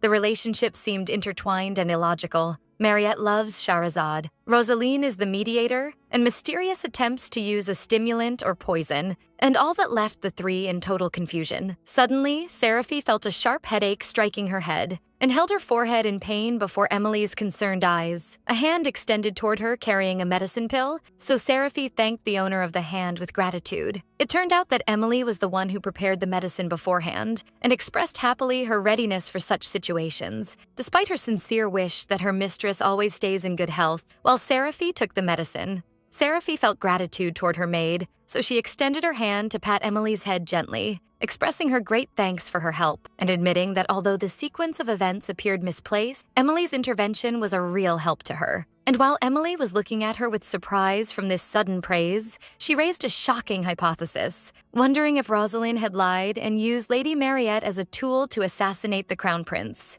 But soon, Seraphi rejected this possibility while analyzing the situation, pointing out that Rosalind is the one who told her of the meeting appointment so she could go there and stop it. And if her true intention were to assassinate the Crown Prince, there would have been no reason to give Seraphi that chance to intervene. Demian supported her analysis, asserting that if the goal were assassination, then involving a third party in the plan would only lead to reducing the chances of success. And suddenly, Seraphi's eyes widened in shock as if the puzzle pieces had finally come together in her mind to raise a terrifying question. What if Rosalind's goal wasn't the Crown Prince in the first place? Emily gasped in horror as she realized what her mistress was aiming at, while Demian completed the idea in a dark tone, concluding that the true goal was perhaps Lady Mariette herself. Seraphi nodded her head in agreement, explaining that this explanation seems very logical, for if Mariette had noticed Seraphi's presence hiding at that time, it would have been natural for the Crown Prince's suspicion to head toward Seraphi immediately upon the incident's occurrence. Seraphi recalled in her memory Mariette's face expressions on that day and how she appeared stunned and confused, which reinforces the hypothesis that she was a victim of a cleverly plotted scheme. Seraphi linked the threads together, realizing that Rosalind has feelings for the Crown Prince, and this strong motive explains her desire to get rid of competitors, and concluded that if Rosalind wanted to get rid of Mariette without staining her hands with blood, she perhaps planned to use Seraphi as a tool to execute her crime. Seraphi clearly realized the brutality of the plan, as Rosalind succeeded in hitting two birds with one stone, getting rid of Mariette and making the Crown Prince hate Seraphi more than ever, which struck her with days from that woman's cunning. Emily jumped in panic, insisting on the necessity of informing the Crown Prince of this truth immediately, warning her mistress that if she didn't do so, she would live her whole life accused wrongly of a crime she didn't commit. But Seraphi appeared frustrated as she told her that all this is still just imagination and conclusions at the moment, and even if it were true, proving it requires a confession from Rosalind, which is something she will never do easily. Demian agreed with her opinion, pointing out that it is likely there is no physical evidence remaining at this stage, and above all, he cannot imagine that Lady Rosalind would proceed to confess voluntarily. Seraphi asked him curiously about the reason for his certainty of that, and how he can judge she won't confess. Demian answered with gloom while shifting his gaze away, saying it's just a feeling he has. Frustration appeared on Emily's face as she admitted that this possibility is the closest to reality, unfortunately. Seraphi agreed with her opinion while remembering Rosalind's personality, asserting that this is the impression that woman indeed leaves, which makes the hope in her confession very slim. Emily asked in a tone full of despair whether this truly means there is no way to prove her mistress's innocence. Seraphi sighed as she answered her that most likely there is no way, pointing out the impossibility of forcing someone to tell the truth against their will. But suddenly, Seraphi stopped talking as if lightning had flashed in her mind upon her uttering the phrase, telling the truth. Emily asked her eagerly if she had thought of something, while Demian turned toward Seraphi and asked her seriously if there was a way. Seraphi remembered the only person who possesses the ability to conquer will, and realized there is only one person who can force others to tell the truth even if it is against their desire, and the image of Crown Prince Raven appeared in her imagination.